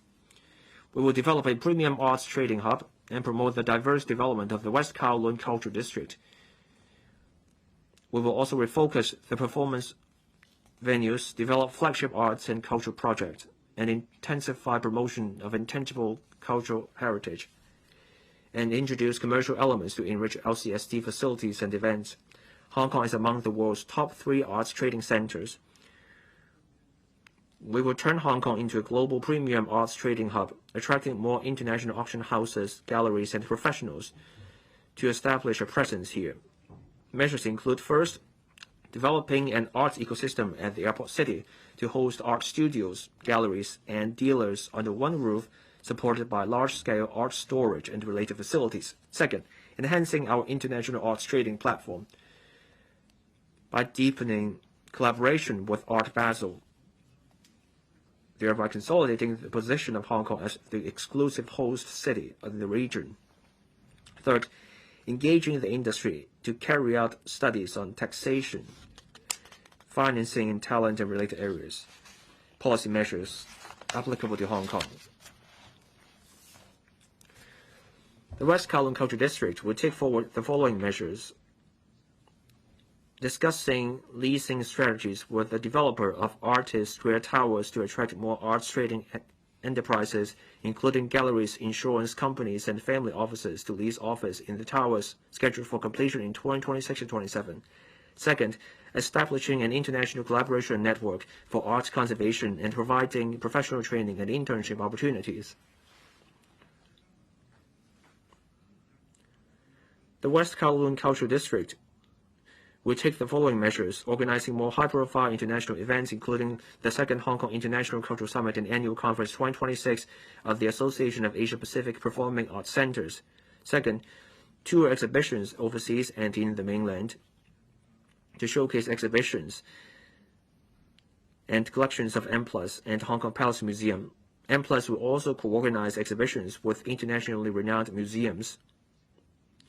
More mainland tours of The Impossible Trial will also be organized to develop the musical into a long-running classic. Third, commissioning the West K Key at the end of the year to enhance the WKCD's accessibility. Fourth, establishing the West Kate Academy to provide professional training, local cultural and creative industries. This year, Hong Kong Fashion Fest will promote fashion design or digital fashion and sustainable fashion in collaboration with Paris Fashion Week and Milan Fashion Week. Over the past 3 years, films funded by the Cultural and Creative Industries Development Agency through the Film Development Fund accounted for nearly 30% of Hong Kong films' box office receipts. The CCIDA will enhance publicity exchanges and business matching with the mainland. The CCIDA proactively assists Hong Kong cultural and creative designers in producing more cultural and creative products with Chinese and Hong Kong cultural features, and in the incubation of local cultural IP. It will continue to support the enhancement of Asia IP exchange portal. We're focusing the performance venues and promoting performing arts mega events. With the opening of the Kai-Tak Sports Park, the government has announced the enhancement of the positioning of various venues. The Hong Kong Coliseum will be refocused to prioritize concerts. The East Kowloon Cultural Center will promote long-running performances and arts technology, and the Sha Tin Town Hall Auditorium will prominently feature Cantonese opera. In the past 2 years, the government has developed signature arts and cultural flagship projects to attract locals as well as tourists, including the Hong Kong Pop Culture Festival, the Asia Plus Festival, the Chinese Culture Festival, the Hong Kong Performing Arts Expo, and the Hong Kong ICH Month. The government will continue to strengthen the promotion of district-based ICH, promoting ICH around town. We will introduce market-based business models into designated LCST facilities to provide more diverse value-added activities. These include leasing out museums on their closing days for commercial or private use, opening up more venues for hire, introducing paid guided tours for visitor groups, and developing more cultural and creative products to enhance visitor experience and operational efficacy. We will also explore the feasibility of engaging the market to enhance the operations of the Lakeview Moon Park Holiday Camp and selected beaches, promoting the development of recreational, leisure, and aquatic hotspots. Tourism is everywhere. As of February this year,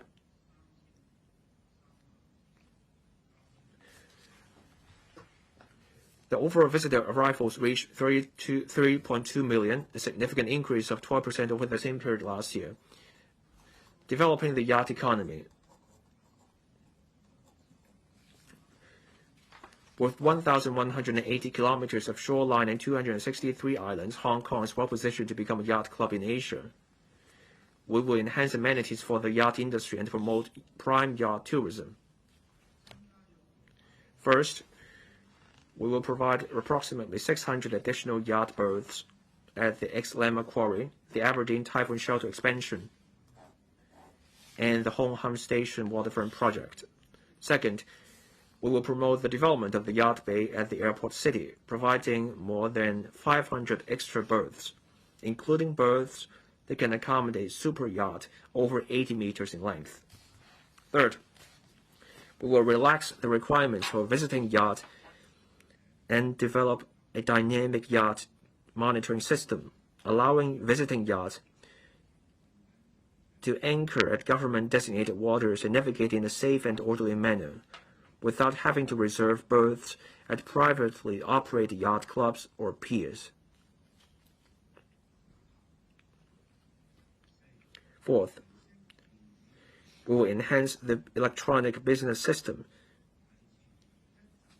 to allow one-stop pre-submission of arrival information from visiting yacht for preliminary vetting by relevant departments. Fifth, authorizing relevant mainland organizations to conduct examinations for local yacht masters, offer short-term training courses to help visiting yacht masters of visiting yacht from the mainland and obtain qualifications for navigation in Hong Kong waters. These measures will be extended to visiting yacht from overseas in due course. Sixth, promoting the systemic development of the Guangdong-Hong Kong-Macau individual yacht scheme for yacht, and cooperate with the Guangdong provincial government on facilitation measures for the northbound travel of yachts from Hong Kong and southbound travel of yachts from the mainland. We will attract visitors to extend their stay and revisit again by interweaving an array of cultural festivals, tourism projects, and mega events, promoting the development of mega events plus tourism. Hong Kong Disneyland will upgrade its facilities upon its 20th anniversary this year. The government will also contribute to lead Ocean Park's collaboration with the Hong Kong Tourism Board in rolling out more themed events and products to sustain the craze for giant pandas. With next year being the year of the horse, the HKJC will organize celebrations and performances under the theme of horse to promote horse racing tourism. To support the hosting of mega events, the Fire Services Department will introduce a facilitation measure for the temporary place of public entertainment license by conducting compliance inspections of fire safety requirement via video conferencing for venues with lower safety risks. Hong Kong's cruise tourism continues to thrive, with an anticipated increase of about 20% this year in the number of ship calls to Hong Kong compared with last year. The CSTB will begin a tender exercise for the operator of the Kai Tak Cruise Terminal by the end of this year, after a review of the terms and conditions of the tenancy agreement to boost the appeal and competitiveness of the terminal.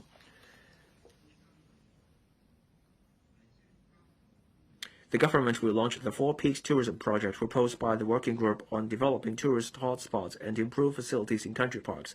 In addition, it will construct new facilities, including a treetop adventure, an open museum of historical relics, and novel campsites. We will also explore suitable means to connect rural attractions such as traditional villages and fields, ancestral halls and study halls, as well as folk activities, etc., enriching visitors' experience of rural eco-tours through strolling and cycling.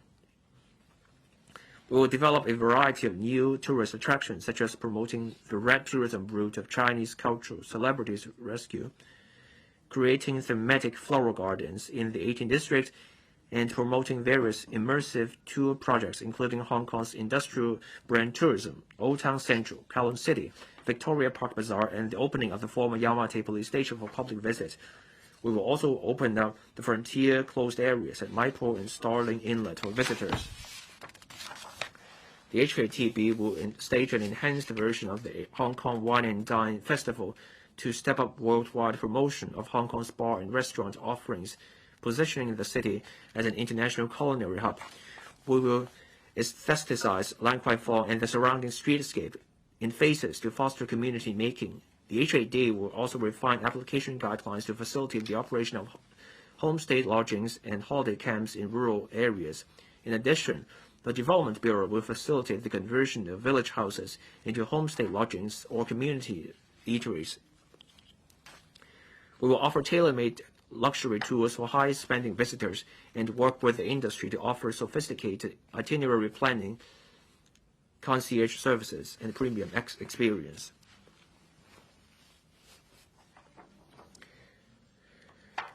To further promote Muslim tourism, we will strengthen our strategy of accreditation, education, and promotion, encouraging the industry to provide more Muslim-friendly facilities and food options.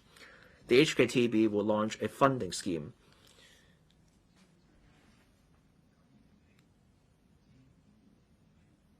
beginning this year through the end of next year by providing a half-rate certification fee subsidy capped at $5,000 for restaurants that have acquired halal certification. To enhance visitors' immigration experience, we will implement a collaborative inspection and joint clearance mode at the new Huanggang port and the Shuttlecock port under redevelopment. Relax the eligibility criteria for frequent visitors wishing to use the e-channel service and establish Hong Kong's first contactless clearance pilot checkpoint at the Hong Kong-Zhuhai-Macau Bridge Hong Kong port, which enables immigration clearance via facial recognition technology. We will implement a new Outstanding Service Award scheme covering various tourism service industries to commend merchants and industry practitioners for their outstanding products and services and promote the hospitable culture through mass media. 体育發展 Sports development.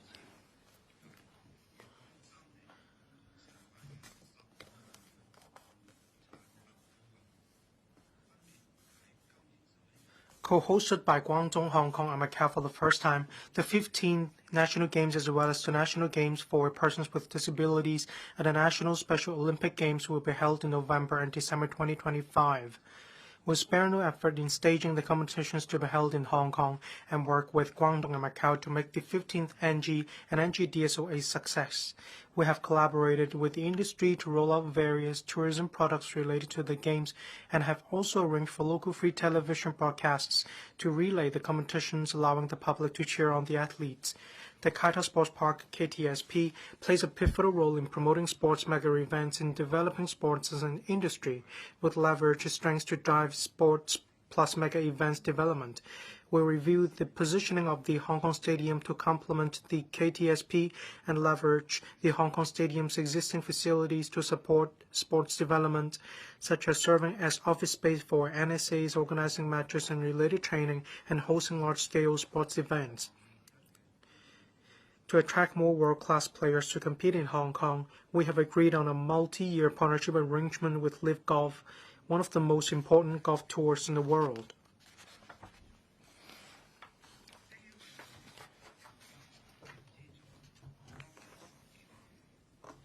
The review of the provision of direct financial support for elite athletes has been recently completed.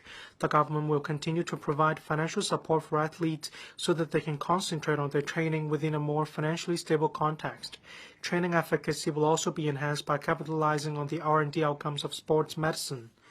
The Sports Federation and Olympic Committee of Hong Kong, China, will prioritize collaboration with NSAs that have relatively established governance frameworks, expedite the implementation of the Code of Governance, and establish a governance paradigm.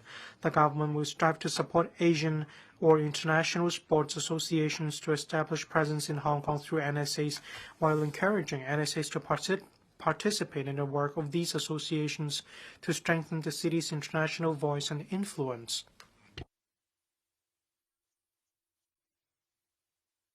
The highlight of the policy address: facilitating stable living in a caring and inclusive society. Improving people's livelihood is my key policy priority.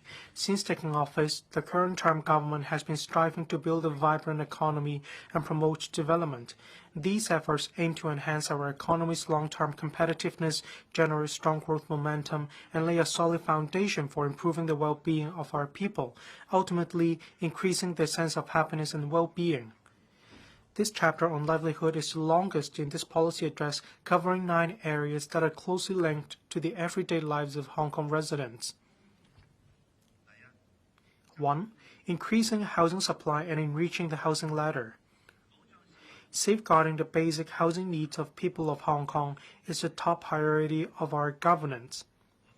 Since assuming office, I have strengthened housing protection for the grassroots by speeding up the construction of PRH, launching the innovative LPH, that is light public housing, and cracking down on PRH tenancy abuse. With the supply of PRH continuously increasing, the government is now well positioned to further assist the grassroots in achieving home ownership.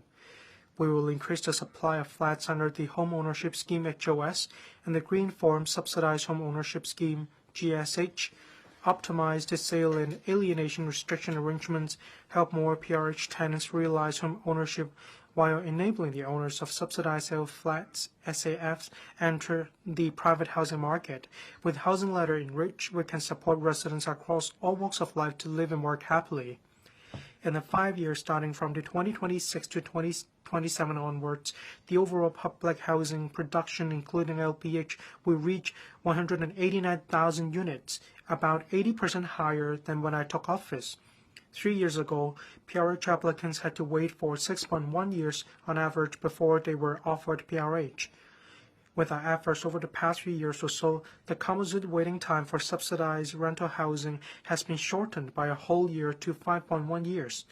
We are moving closer to the target of reducing it to 4.5 years in 2026 to 2027. Subdivided, they can improve their living conditions, and they can also save about $36,000 or $50,000 in rent on average per year.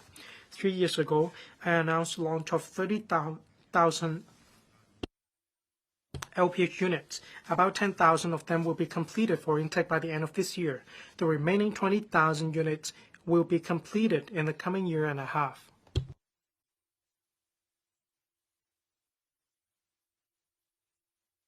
The basic housing unit regulatory regime designed to eradicate substandard SDUs is being scrutinized by the LegCo. Subject to the passage of the bill, the regime will be implemented in March next year. Redeveloping public rental housing estates. The Hong Kong Housing Authority, HA, will announce redevelopment plans for Mata White Estate and San Juan Estate this year. A study will also be conducted on the redevelopment of model housing estate. With the increase in public housing supply, we'll take measured steps to help people of Hong Kong to achieve home ownership. They include the following 6 measures. First, given the supply of HOS flats in the next 5 years is expected to be about 50% more than the 5-year supply when the current term government took office, opportunities for both Green Form GF and White Form WF applicants to purchase HOS flats will increase significantly. On the basis that the supply of HOS flats is substantially increasing, we will increase the ratio of quotas between GF and WF from 40 to 60 to 50 to 50 to help more PRH tenants to become owners, while at the same time transferring the original PRH units to waiting list applicants, benefiting both parties at the same time. Second, to increase opportunities for WF applicants to purchase SSF with unpaid premium in the secondary market, the HA will increase the quota of the White Form Secondary Market Scheme, WSM for short, by 1,000 to 7,000, starting from the next WSM exercise.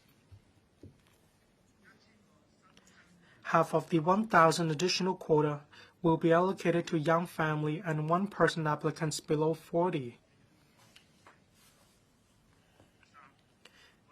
Third, to prevent forfeiture of the WSM quota because of personal preferences, the number of approval letters issued by the HJHA will be suitably higher than the quota set under the WSM exercise.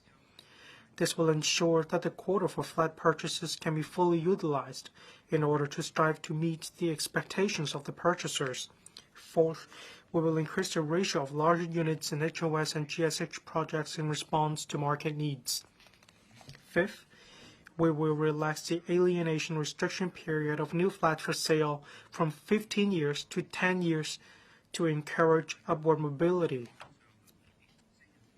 This measure will be applicable starting from the next HOS and GSH sale exercises.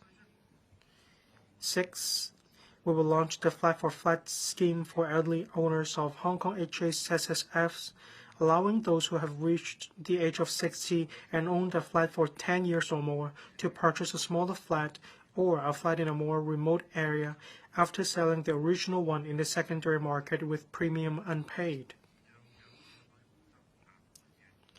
In doing so, they can get additional cash to cover the living expenses, while urban or larger flats can be released for families' need to apply for. The Hong Kong Housing Authority and the Hong Kong Housing Society will introduce a pilot scheme allowing those who have owned an SSF for 10 years or more to let their flats with unpaid premium to eligible WF applicants after paying relevant fees, subject to a quota of 3,000. Private housing supply. According to the long-term housing strategy, the supply target for private housing in the coming decade is projected to be 126,000 units. The government will have sufficient land to meet the demand in the next 10 years. We will also roll out such land to the market in an orderly and pragmatic manner. Besides government land sale, other sources of private housing land supply include railway property development and urban renewal authority URA projects, as well as private development projects. Land development. The government must maintain an ample supply of land to meet the demand for major development projects, long-term economic development, and the community's housing needs. Land reserve is similar to bank savings in the sense that both are safe for use when needed. Will sustain efforts to produce and retain control over the supply of land. In parallel, we will improve the efficiency of land production and lower construction costs by streamlining approval processes, optimizing administrative procedures, strengthening internal collaboration, applying technology, reviewing relevant standards, and more so as to safeguard public interests and meet development needs, building land reserve. In the next decade, the government will get ready around 2,600 hectares of spade-ready sites. Apart from meeting the development needs, this will also provide the necessary room for the government to build up a healthy land reserve. We will continue to streamline statutory procedures and administrative workflows. Relevant measures include, first, simplifying works approval procedures, setting clear performance pledges, and enhancing coordination among relevant departments on vetting processes to expediting approval. Second, the Housing Department will set up a project facilitation office to coordinate departments in expediting the completion of public housing projects. The Housing Bureau has implemented a new management approach under which the target time for project completion is set to prompt the accelerated completion of various project stages. Third, leveraging technologies. Next year, the Development Bureau will launch a project cost management platform, establishing a market price database and applying AI technology to analyze, for example, past government project cost data to ensure greater cost effectiveness in future project designs. The HD has also adopted a self-developed Building Information Modeling BIM-enabled systematic approach to foundation design, which automatically generates designs to further reduce costs. Fourth, the Building Technology Research Institute will continuously review the construction standards and requirements of government projects. In addition, regarding the approval of building materials for public housing, the HB will look into the accreditation of standards of more regions. Fifth, The government will relax the gross floor area GFA exemption arrangement for car parks in private developments by removing the mandatory requirement of constructing underground car parks as a condition of exemption and granting full GFA exemption if developers construct no more than 2 stories of above-ground car parks. 6. The Development Bureau will conduct central procurement on a trial basis in the first half of next year, piloting in the procurement of commonly used materials, including steel reinforcement and modular integrated construction MIC modules in order to save costs. The HB will also pilot the batch procurement of integrated modules of MIC method next year.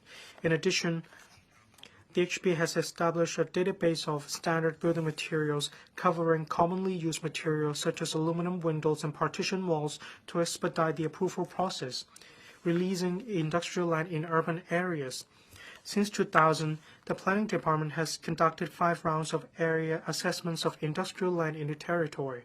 Some of the industrial land have been rezoned for other uses such as residential and business uses. The government will commence a new round of study this year and put forward recommendations next year, including the way forward for the revitalization scheme for industrial buildings. Embracing a new mindset, we will explore the use of newly developed land to take forward urban renewal. Relevant measures include, first, relaxing the current arrangement for the transfer of plot ratio within the same district to allow the cross-district transfer of unutilized plot ratio from redevelopment projects to other districts or even NDAs to enhance market incentive for redevelopment. Second, reserving 3 sites in Kutong North and Fanling North NDAs in the northern metropolis for the URA to construct new buildings, which will be used as replacement flats under the flat for flat scheme in the future.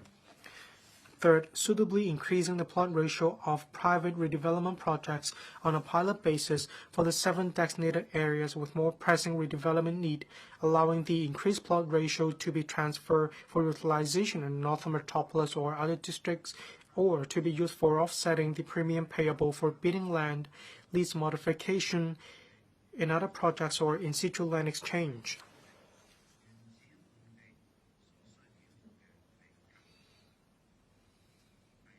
Enhancing construction safety.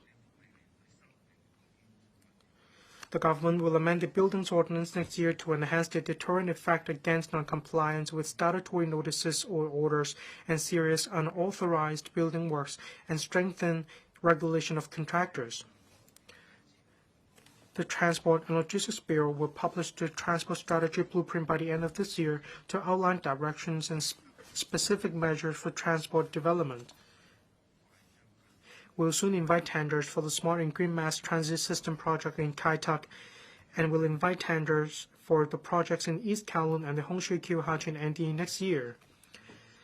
To speed up the introduction of new mass transit systems from around the world, the government will devise a regulatory framework applicable to different system technologies and operators. We will introduce a bill next year. Autonomous vehicles. The government established a regulatory framework for autonomous vehicles AV last year. 3 years will be approved this year for AV trials, aiming at AV cross-district travel and connections to other modes of transport to accelerate the large-scale development of driverless autonomous driving in Hong Kong, expediting its transition to commercial operations and facilitating the industry's expansion to overseas, in particular right-hand drive markets, using Hong Kong as a platform. Ride-hailing services. The issue of regulating ride-hailing services in Hong Kong has persisted for over 11 years. The current term government is determined to resolve this issue, striving to pass the legislation on regulating the services before the prorogation of the current term LegCo in order to safeguard the public's traffic safety. Healthcare. To address the challenges brought by an aging society in Hong Kong, increasing prevalence of chronic diseases and pressure on healthcare resources, the government will deepen healthcare system reforms, enhancing its sustainability, strengthening primary healthcare, and increasing healthcare manpower, while promoting health and medical innovation and encouraging collaboration within the GBA. DHA will enhance the safety, quality, and efficiency of public healthcare services, uphold the safety-first principle in delivering services, and advance the reform of governance and accountability. Dedicated teams will be set up and the electronic systems upgraded to process applications for medical fee waivers to help patients in need. The charges and positioning of non-subsidized services will be reviewed to offer more service options to members of the public who can afford more. Existing public healthcare services will also be enhanced. Relevant measures include establishing in-phases stroke centers and integrated cardiovascular diseases centers in accordance with national accreditation standards to improve treatment effectiveness, shortening waiting time by 10%, translating to about 10 weeks for stable new case bookings in the specialty of surgery, enhancing ophthalmic services by strengthening training for professional personnel, introducing innovative medications, and setting up a new high-capacity ambulatory cataract surgery center, extending the hospital accreditation program to cover a major acute hospital in each public hospital cluster, while contributing to the internationalization of national hospital accreditation standards and comprehensively upgrading the degenerative knee joint management program to promote early prevention and avoid progression. On healthcare manpower development, last year, the policy address announced a plan to establish a third medical school. Over the past year, the task group on new medical school has completed an overall assessment on the proposals prepared by expert advisors.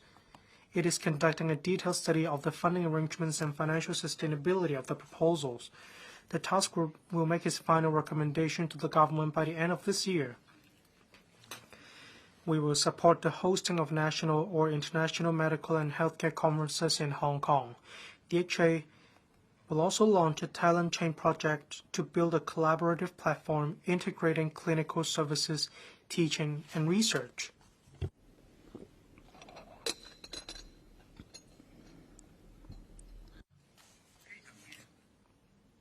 Primary health care. The government will enhance community health care and disease prevention by first introducing a bill within next year for the empowerment of the Primary Health Care Commission, PHC Commission for short, devising citywide standards for primary healthcare services and developing multidisciplinary service networks. Second, enhancing the HA's family medicine outpatient preventive screening and care services, increasing their service capacity and regularizing their care and extended service hours progressively. Third, launching the chronic disease co-care platform on a pilot basis to conduct hepatitis B screening and promote the community drug formulary and community pharmacy program in order to enhance the management of chronic diseases. Fourth, preparing to integrate the services of elderly health centers into the district health network in phases and expanding the services of 3 district healthcare expresses to expedite the establishment of district health centers DHC across all 18 districts in Hong Kong. Fifth, bolstering public and subsidized dental services by enhancing oral health education, oral hygiene instructions, and risk assessments in the community through DHCs and non-governmental organizations, NGOs. Cancers. The government will consolidate Hong Kong's leading position in cancer research and services. We will, first, collaborate with the National Cancer Center. Second, support the hosting of the World Cancer Congress 2026 in Hong Kong. Third, enhance cervical cancer screening services and expand the pilot scheme on human papillomavirus testing of self-controlled samples from the maternal and child health centers, MCHCs, under the Department of Health to the District Health Center. Fourth, enhance cancer screening technology through commissioning local universities to explore the use of AI-aided lung cancer screening. Fifth, enhance treatment efficacy and reduce side effects by expanding genetic and related testing services. Sixth, leverage cancer data and biological resources to advance oncology research, accelerate the development and translation of anti-cancer drugs and related innovative therapies, speed up the evaluation and approval of innovative anti-cancer drugs under the 1+ mechanism, and evaluate and introduce these drugs into the HA drug formulary. Seventh, increase the HA's capacity of services and acquire additional medical equipment. Chinese medicine development. The Chinese Medicine Hospital of Hong Kong, CMHHK, and the permanent premises of the Government Chinese Medicines Testing Institute will start operation in phases from December this year. The government will boost the promotion of Chinese medicine. Measures include, first, publishing the Chinese medicine development blueprint by the end of this year. The blueprint will cover establishing a governance framework and service system, leveraging strength and advancing integrated Chinese to Western medicine services, promoting scientific research and innovation, cultural heritage, and more. Second, rolling out a range of CM services for special diseases by the CMHHK in its first year, including degenerative diseases, stroke rehabilitation, and other common diseases among the elderly. Third, promoting the sharing of electronic health records in the CM sector through e-health and expanding the shareable scope of EHRs on e-health between CM and Western medicine practitioners. Fourth, developing ICWM services by expanding the HA's knee osteoarthritis program to all hospital clusters and commencing the palliative care pilot program.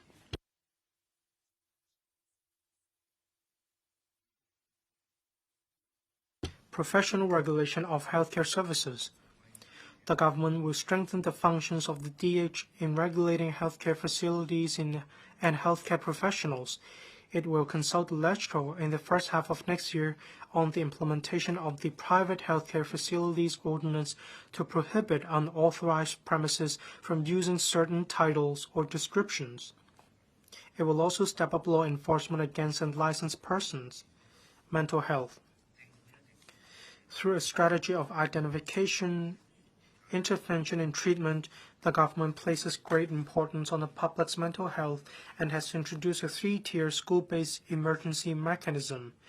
We also place equal emphasis on prevention, which involves building families, friendships, and interpersonal networks, focusing on the development of interests and personality and creating supportive environments in schools and workplaces. All these initiatives require joint efforts, bringing together the government, the community, and families, as well as professional support and treatment when needed. The government will enhance 9 measures in the following aspects. First, regularizing the three-tier emergency mechanism in secondary schools and extending it on a trial basis to primary 4 to 6 students to strengthen support for those in need. Second, utilizing the dedicated fund for subvented welfare service organizations, providing training for enhancing school social workers' capabilities in handling students' mental health issues. Third, stepping up the promotion of mental health in the community through the 4Rs Mental Health Charter in primary and secondary schools and the Mental Health Workplace Charter, encouraging more school staff to receive training related to mental health first aid. A special recognition category will be introduced to commend schools and organizations that arrange a specific number of staff members to receive mental health training, such as mental health first aid. Fourth, launching the pilot program on training for a mental health promotion ambassador to mobilize and train mental health promotion ambassadors in order to promote healthy lifestyles, foster resilience, and establish care support networks. Fifth, social media have profound impacts on the mental health of children and adolescents. The DH will update relevant guidelines to mitigate the impact of social media on the health of children and adolescents. Sixth, basic mental health program has already been made a compulsory subject for first-year students in some tertiary institutions, with related support provided for students in need. The government will encourage more institutions to promote mental health on campus. Seventh, currently, 3 DHCs provide free mental health assessments and arrange follow-up services under the Healthy Mind pilot project, producing satisfactory results. The government will extend the project in 2026 to cover 6 more DHCs, with follow-up services to be provided by practitioners with an academic background and training in fields such as psychology or counseling. Eighth, leveraging technologies to enhance mental health services. Initiatives include strengthening telehealth services for psychiatric day hospitals and outreach services to provide suitable patients with more convenient service options, and enhancing the text counseling platform for online emotional support and the cyber youth support teams of the Social Welfare Department, SWD, by strengthening AI application for more precise identification of high-risk targets in need of support. Ninth, completing the formulation of the step care model on mental health by the end of this year, setting out the roles of mental health professionals and stakeholders, as well as their division of work in mental health services, enhancing training to raise professionals' awareness of making referrals and establishing the referral mechanism. Green and low-carbon living environment. Developing a demonstration base for green tech. We will promote the commercialization of green INT outcomes. Relevant measures include supporting the market development of technologies for battery swapping EVs and automated battery swapping stations, encouraging the construction of district cooling systems by non-government entities, and driving the market to accelerate carbon reduction in existing buildings. We have launched a $300 million fast charger incentive scheme with an additional 3,000 fast chargers to be provided by the end of 2028. The government has plans to roll out 6 sites for the provision of fast charging stations. Bus operators will open up their charging facilities for use by other vehicles. Reducing waste and recycling it to achieve zero landfill. The disposal rate of municipal solid waste has been declining for the past few years. We will continue to optimize service hours and locations of green and community facilities, support recycling initiatives in residential buildings, and promote waste separation in PRH estates. The government continues to increase the number of food waste smart recycling bins and collection facilities in residential areas this year, working towards a goal of 1 bin per block in PRH estates. iPark 1 will progressively begin operation by the end of this year. To expand our waste-to-energy capacity, the government will seek funding approval from the Legislative Council next year for the construction of iPark 2, Hong Kong's first modern recycled paper pulping facility located at Eco Park. Will start trial operation by the end of this year. Jointly developing the GBA into a beautiful Bay Area. Hong Kong will take part in developing the GBA into an international, first-class, beautiful Bay Area, with Victoria Harbour as a core for development together with the Mears Bay and Port Shelter. We'll take forward measures on the prevention and control of nearshore pollution, coordinated protection of ecosystems and shoreline remediation to support the initiative of developing beautiful bays advocated in our country's 14th Five-Year Plan. Supporting the local economy and supporting small and medium enterprises. Hong Kong is home to some 360,000 SMEs. They are the pillars of our economic development.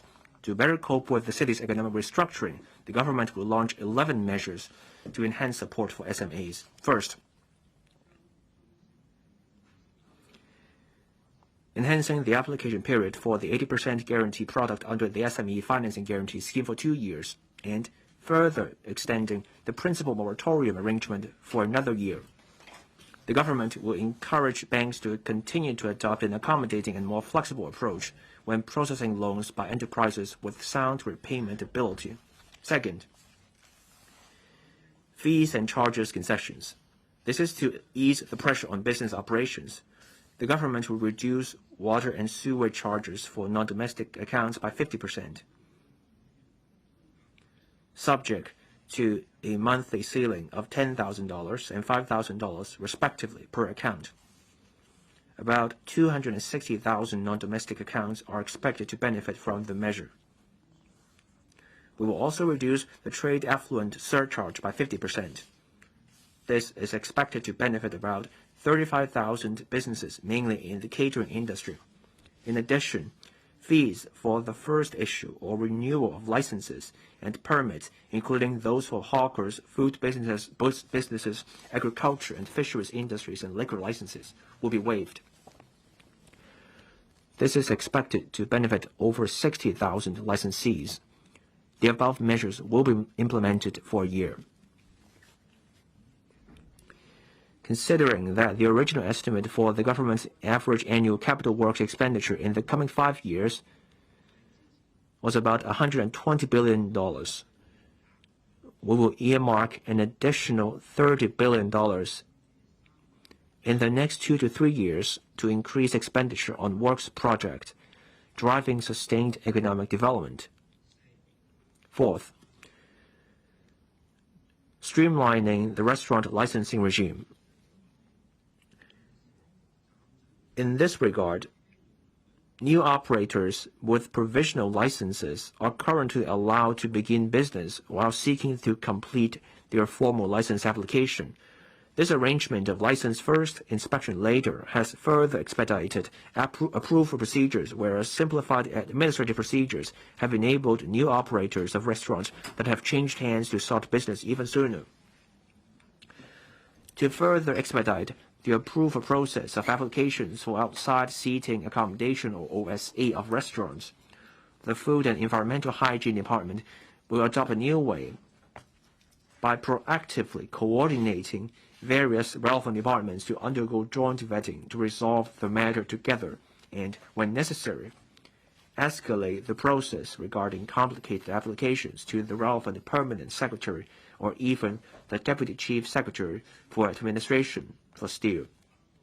At the same time, the procedures will be streamlined, including adopting standardized government rent for OSA and allowing some applications to proceed without the requirement for increasing kitchen area and bathroom facilities. As for applications involving walkways with the remaining width of 3 meters or more after the provision of OSA, they will generally be considered as meeting the basic traffic requirements and do not have to be reviewed case by case.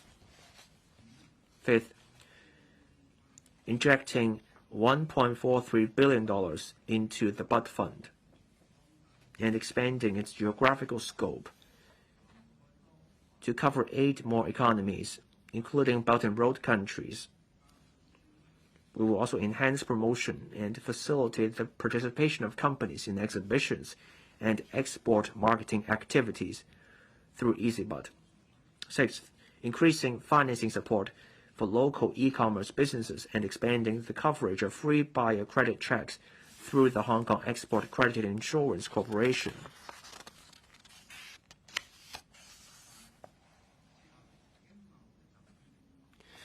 Seventh, setting up the Economic and Trade Express, joining the efforts of ETOs and overseas offices of Invest Hong Kong and HKTDC to form a functional platform, encouraging local SMEs and startups to conduct more overseas visits, exploring business opportunities while bringing in more enterprises to invest in and establish businesses in Hong Kong.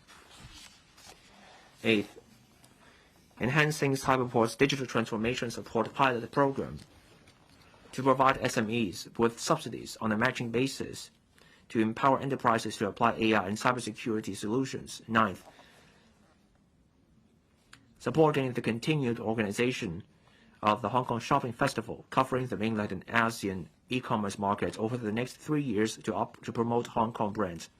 10th, strengthening training and information services through the 4 SME centers, the mentorship program of the Trade and Industry Development, the e-commerce express under the HKTDC.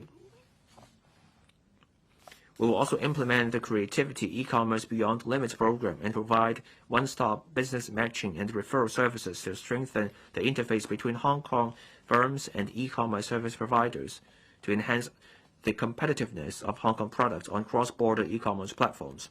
11th, we will launch a 2-year pilot scheme to support local small and medium I&T enterprises with patent evaluation, diversifying the economy, developing the food industry. Food from Hong Kong as a brand enjoys a good reputation. Apart from facilitating the sale of such food to the mainland. The government has also reserved land near the Heyuan boundary control point to promote the food industry, including wholesale, processing, and trading, in the long run, and may develop into a food industrial park to promote food production plus tourism. The government will promote the competitiveness of local produce, introducing a unified brand for local agricultural and fisheries products to enhance food product awareness and brand value, promoting the development of the agriculture and fisheries industries. The marine economy has enormous potential, and fisheries is among its components. The government will issue culture licenses for new fish culture zones and provide deep-sea cages for rental by the fisheries industry. Within 15 years, we will increase local mariculture production by tenfold. We will also promote modernized agriculture. The government will also facilitate the livestock sector to construct the first environmentally friendly multi-story pig farm in Lower Wall. It will take forward the agricultural park phase 2 development and promote leisure farming and fisheries, promoting a pet-friendly culture. Government statistics show that more than 240,000 households in Hong Kong keep cats and dogs as pets. The pets amount to more than 400,000. That generates an enormous consumption market, including food and products, healthcare, insurance, grooming, training, and more. In recent years, the business sector and transport operators have developed pet-friendly premises and travel arrangements. The government supports the business sector in offering pet-friendly spaces to create new opportunities for consumption. The government will introduce a licensing arrangement allowing operators to let dogs enter their food premises. Clear signage will be put up by permitted restaurants so that customers know dogs are allowed. Pet-friendly restaurants will create new business opportunities for the industry. Labor support and protection. In the face of accelerated industrial transformation and ever-evolving technological development, our workforce must continuously acquire new skills and seize new opportunities. We will ensure the employment priority of local workers and rigorously combat illegal employment to enhance the competitiveness of Hong Kong's workforce and enlarge the talent pool. We will reform the Employees Retraining Board and optimize the Employment Allowance Pilot Scheme. We will strengthen labor protection, including protecting digital platform workers and enhancing occupational safety and health. Ensuring employment priority of local workers. As our population continues to age, Hong Kong faces a declining labor force. Importing labor on an appropriate scale helps ease manpower shortages and serves Hong Kong's overall interests. To ensure the employment priority of local workers, we will take measures to combat the abuse of the enhanced supplementary labor scheme starting tomorrow. When applying to import waiters, waitresses, and junior cooks under the ESLS, employers will be required to extend the local recruitment process from 4 weeks to 6 weeks, during which they must once a week attend an on-site job fair organized by the Labor Department. Second, implement the manning ratio requirement more stringently, such that it is calculated on posts being applied for, but not on all posts engaged by an employer. In other words,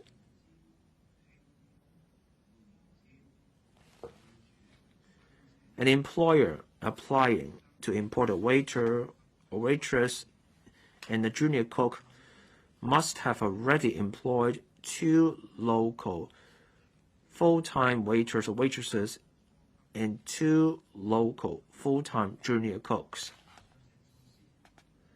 The above measures aim to combat abuse in a targeted manner, focusing on job categories with more imported workers, while ensuring businesses with genuine difficulties in local recruitment are allowed to import supplementary labor in an orderly manner to avoid business closures and collateral damage to existing employees who could lose their jobs.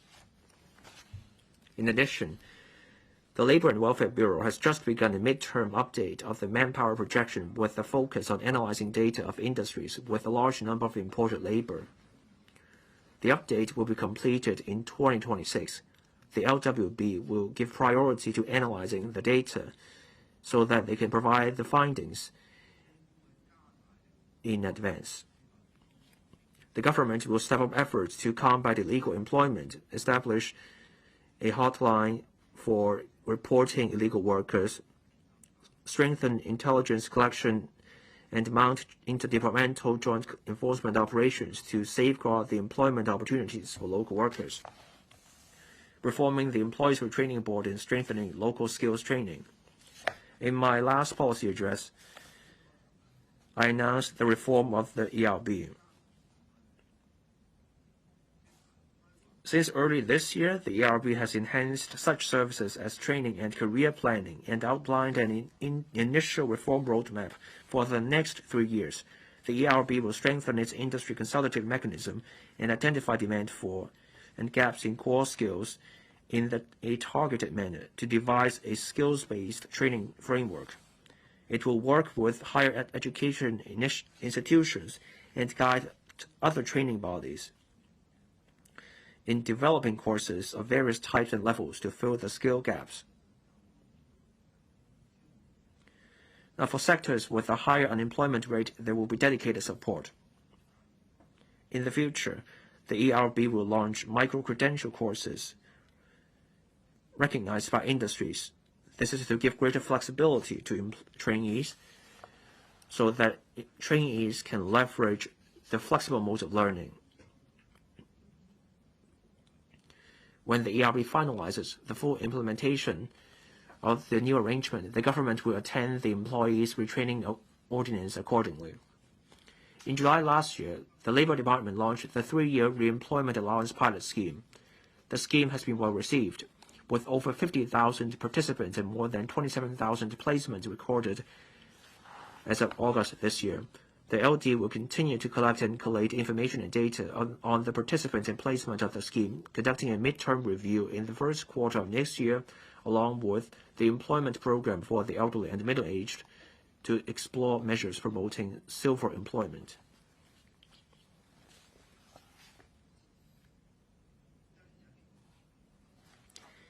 Annual review of the minimum wage.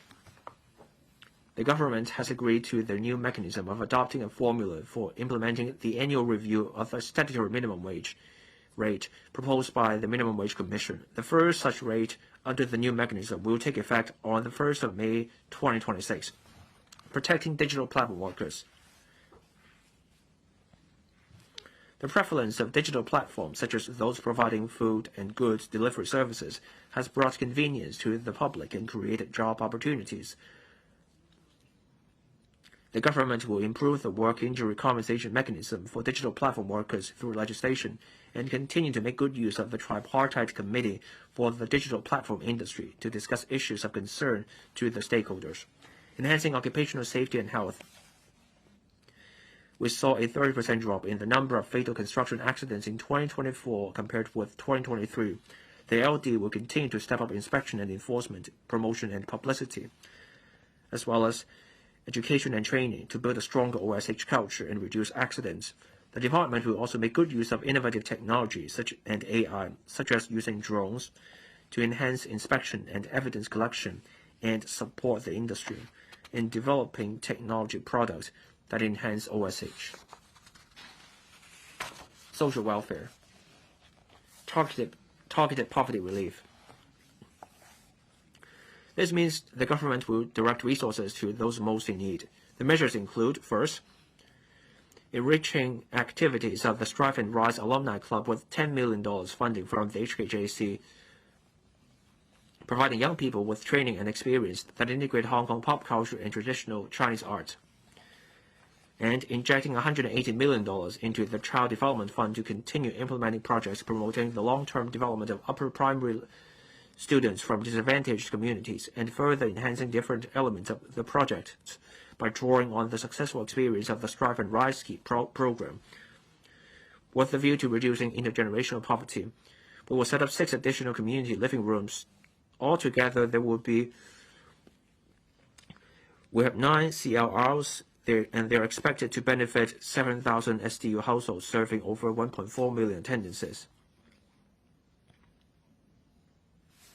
Enhancing the school-based after-school care service scheme by uncapping the number of places to support primary students and parents in need. Fourth, rolling out the Co-Build a Caring Society funding scheme to encourage family offices involved in philanthropic endeavors to provide resources. Fifth, providing time-limited cash incentives on a pilot basis for households leaving the comprehensive Social Security assistance and eligible for the Working Family Allowance to promote self-reliance. In mid-2026, we will publish the report on impact of targeted poverty alleviation strategy, care for the elderly. The government will continue to adhere to the principle of promoting aging in place as the core, with institutional care as backup. 11 measures will be introduced. First, introducing the total number of community care service vouchers for the elderly by 4,000 to 16,000. We will set up 3 new neighborhood elderly centers to strengthen support at the district level. They are expected to serve some 3,000 elderly persons annually. On a pilot basis, leasing out newly built government welfare facilities to allow service operators greater flexibility in offering daycare and support services for the elderly. Fourth, enhancing the integrated discharge support program for elderly patients to provide social welfare service support for discharged seniors. Fifth, providing about 700 new subsidized residential care service places. Sixth, increasing the total number of residential care service vouchers for seniors by 1,000 to 7,000. Seventh, subsidizing eligible serving health workers of residential care homes to enroll in the new professional diploma program for health and care practitioners, nurturing dedicated professionals. Eighth, launching a pilot scheme by the end of the year to subsidize elderly CSSA recipients to choosing to retire in Guangdong to reside in designated residential care homes for the elderly. This is to enhance their quality of life. Each eligible senior will get a monthly subsidy of $5,000, subject to a quota of 1,000. Ninth, expanding continuously the residential care service scheme in Guangdong. Starting from October, the number of participating RCHEs in the mainland will go up from 15 to 24, while the number of cities covered will go up from 6 to 8.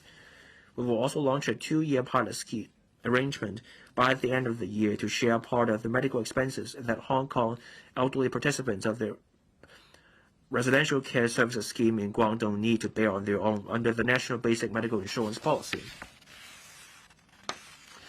Finally, helping Hong Kong elderly recipients retiring in Guangdong and Fujian provinces by providing an option to receive government assistance directly through their bank accounts with designated mainland account. Carers play an important role in supporting elderly persons and persons with disabilities. When carers are given appropriate support to ease their physical and mental stress, they are better able to take care of seniors and PWDs. Current measures include providing allowances for carers from low-income families, enhancing respite services to give carers a break, setting up a round-the-clock hotline manned by social workers, launching a one-stop information gateway, and organize large-scale publicity and public education activities. The government will earmark an annual recurrent expenditure of $500 million to roll out a series of measures to enhance support for carers, including launching the first phase of the Carer Support Data Platform, which initially connects the data of the SWD, the HA, and the HAHA, and progressively connecting the data of more government departments and public organizations to expand the Carer Support Data Platform. Second, upon learning from the HA that a high-risk carer has been hospitalized, The SWD will arrange outreach to the care recipients and offer emergency support according to their needs. Third, consolidating the data of the HAHA and the SWD to identify high-risk carers of elderly persons and carers of PWDs, as well as singleton or doubleton elderly households lacking community support. Care teams will be deployed to conduct visits. Fourth, we will continue to implement the care team scheme on supporting elderly and carers for 3 years. They will help those seniors install emergency alarm systems. Fifth, we will install an intelligent accident detection system. Sixth, we will continue the implementation of the support for carers project for 3 years and with a view to providing training for frontline property management personnel in assisting carers in need. Seventh, we will enhance the existing AI chatbot function of the information gate for carers. Support for persons in rehabilitation. The government will work with universities to formulate guidelines for consumers of rehabilitation products, including electric wheelchairs, electric smart beds, and robotic exoskeletons as pilot items. The guidelines will set up basic technical and operational requirements of rehabilitation products to assist the elderly, PWDs, and their carers in selecting suitable products.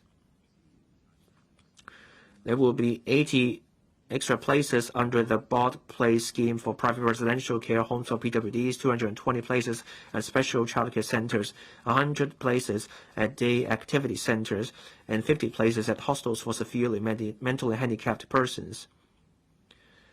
Support for aging persons with disabilities. In 2026, the government will progressively introduce one-stop support and care services at hostels for severely and moderately mentally handicapped persons, and increase the number of extended care places at hostels co-located with DACs or integrated vocational rehabilitation services centers. These measures will free up about 700 day rehabilitation training places, providing day training for PWDs living in the community and easing the pressure on carers. Social development. Establishing a working group on aging society strategies. Aging is a global issue. By 2046, people aged 65 and above will make up 36% of our total population. To tackle challenges of an aging society, the government will set up a working group on aging society strategies, under the steer of the Deputy Chief Secretary for Administration, to coordinate the efforts of various bureaus in formulating the relevant strategy responses. Aside from covering areas such as elderly care, healthcare, housing, culture and leisure, and gerund technology, the working group will consider promoting the further development of silver economy. The working group will take into account the views of the Elderly Commission, and this work will involve all 15 bureaus in the work. The report will be submitted next year. Promoting women's development. We will increase the annual funding of the Women Empowerment Fund from $20 million to $30 million. Next year, the government will also host the second Family and Women Development Summit, Hong Kong, promoting fertility. The current term government has shifted from the previous non-interventionist policy. In 2023, the government launched a package of measures. The measures include tax deduction ceiling for home loan interest or domestic rent, a new tax deduction for medical expenses or assisted reproductive services, and also higher basic child allowances. We have also launched various support measures, such as launching the Families with Newborns Allocation Priority Scheme to shorten the waiting time by a year for PRH applicants with newborns, introducing the Families with Newborn Flat Selection Priority Scheme, providing additional places for child care services, extending the after-school care program for pre-primary children to all districts of Hong Kong, and introducing the newborn baby bonus of $20,000. As at the end of August, more than 5,300 PRH applications had their waiting time reduced by 1 year under the Families with Newborns Allocation Priority Scheme. In the recent HOS sale exercise with flat selection concluded in August, over 800 families with newborns purchased their flats under the Families with Newborns Flat Selection Priority Scheme. The number of newborn babies has decreased for 6 years in a row since 2017. But there was an upward trend in 2023 and 2024. In 2024, there was a significant increase in the number of newborns, a year-on-year increase of about 3,500 babies, or about 11%. That's 36,700 babies in total. We will implement further measures to promote fertility.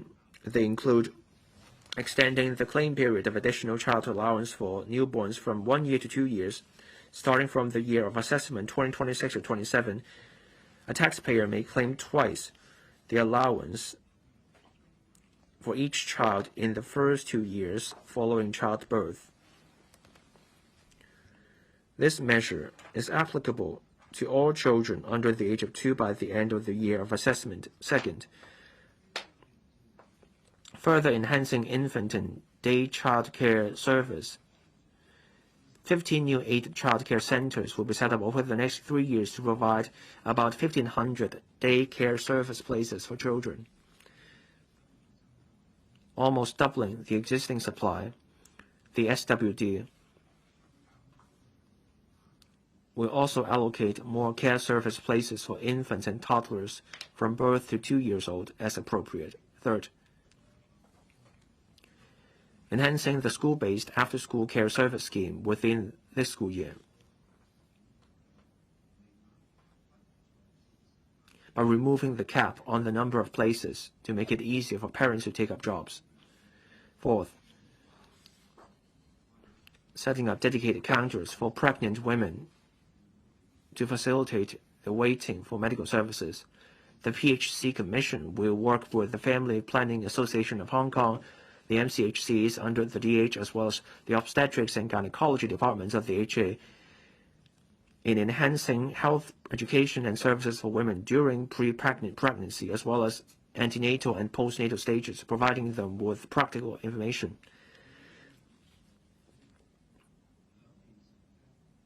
The Council on Human Reproductive Technology has also made amendments to the legislation. While the HA will continue to increase the service quota for assisted reproductive service from 1,100 treatment cycles 2 years ago to 1,500 treatment cycles in 2025 to 2026, we will also foster a family-friendly culture. We will continue to encourage more employers through the Good Employer Charter to adopt family-friendly employment practices. The government will set up an integrated family service center in Kutong North NDA in the northern metropolis to support families and children in the area. We will support and educate divorced or separate parents to collaborate in shouldering continuous and joint parental responsibilities in raising the children. We will also offer transitional support to young people who no longer receive residential child care services but lack family support. To complement the implementation of the mandatory reporting of child abuse ordinance, the government has promulgated the Guide for Mandated Reporters to assist mandated reporters in mastering child protection principles, and will continue to provide training and relevant resources for specified professionals from the social welfare, education, and healthcare sectors. The EDB will step up promotion of positive parenting education. For children with special needs receiving on-site preschool rehabilitation services, the government will provide bridging and support services during their first term in primary school. Support for ethnic minorities. Ethnic minorities, or EMs, are an important members of the Hong Kong community. The government has been striving to support EMs on various fronts. The HAD will set up one additional EM care center or EM care team under the support service centers serving the Northern Islands districts respectively. The department will also establish a youth network and a women's network at the 10 support service centers for EMs to organize activities specifically for EM youth and women. This year, the government will also set up an additional interpretation and translation service center for EMs. We will strengthen the promotion of messages and radio programs related to racial integration. The Health Bureau will also run a pilot project of providing emotional support and counseling services for EMs through a service center. We will continue the government department internship program for EM post-secondary students and provide basic workplace Chinese training. Government departments may design their own job-oriented language tests to provide an additional channel for applicants who meet language proficiency appointments. We will also continue to disseminate government recruitment information to EMs to attract talent from different backgrounds to join the civil service.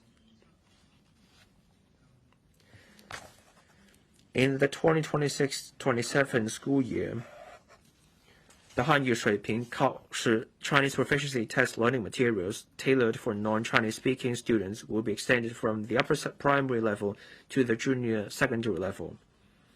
We will also continue to provide after-school Chinese language courses and organize cross-school teacher learning communities, care teams. These care teams will begin their second term of service. We have set up 3 additional care teams and revised the KPIs for the second term of service. To enable care teams to continuously enhance their services, the government has increased the subsidy by 50% in accordance with last year's policy address and provided these care teams with additional administrative support, including hiring administrative staff. As for emergency support, we will enhance training so that care teams can continue to strengthen ties with government departments, public utilities, and district organizations. Improving building management. To achieve this, the HAD will implement a number of measures, including establishing working groups under DCs,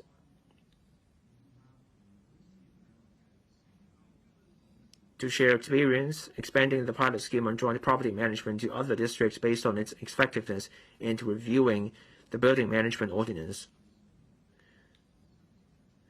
We will enhance the inspection and testing procedures for handling water seepage problems by using technology to expedite the identification of the seepage situation and delineate the responsibility, requiring owners to inspect and rectify within a specified time. Otherwise, the government will take further action and recover costs from owners. This will prompt owners to fulfill their obligations in properly maintaining their properties. For old buildings, we will also introduce an Internet of Things fire detection system to replace traditional fire service installations and equipment. Closing remarks. Today, Hong Kong is at the critical juncture of advancing from stability to prosperity. We are moving through an economic transition. This is an irreversible process. This is an essential process for a stronger and more robust economy in the future. Over the decades, Hong Kong has undergone multiple economic transitions. Once, the bustling Sheung Wan night market sold paraffin lamps that were big business until modern malls made them unnecessary. Bustling factories that once competed for female labor have since relocated their production lines to the mainland, opening new horizons for the manufacturers. Pagers, once a common sight in every hand, have been replaced by smartphones, leaving behind empty pager shops as relics of a past era. Each change brought a stronger economy and higher income for the people. These transformations were possible because generations of Hong Kong people have worked hard, stayed flexible, and never given up. That grit is part of our DNA.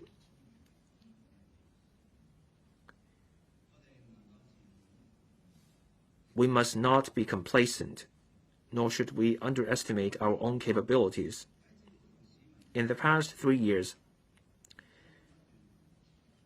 Hong Kong has climbed higher thanks to the teamwork of the government and the community.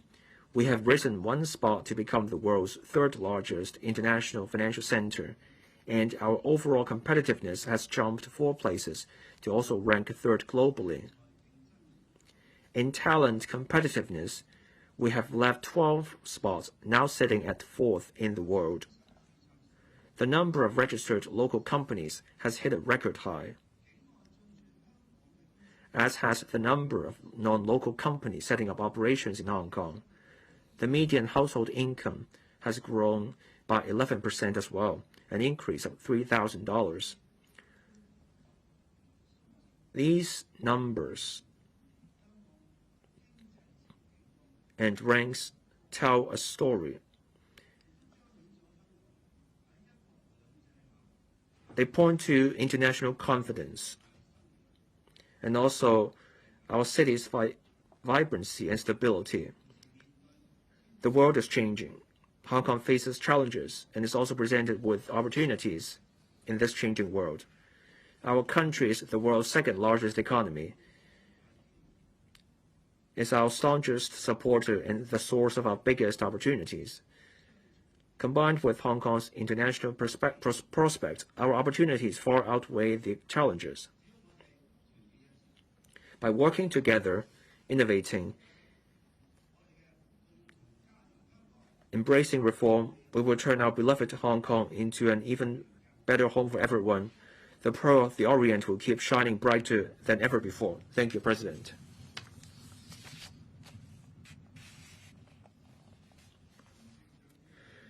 The Chief Executive has delivered the policy address to the Council and now leaves the chamber. Members, please stand up.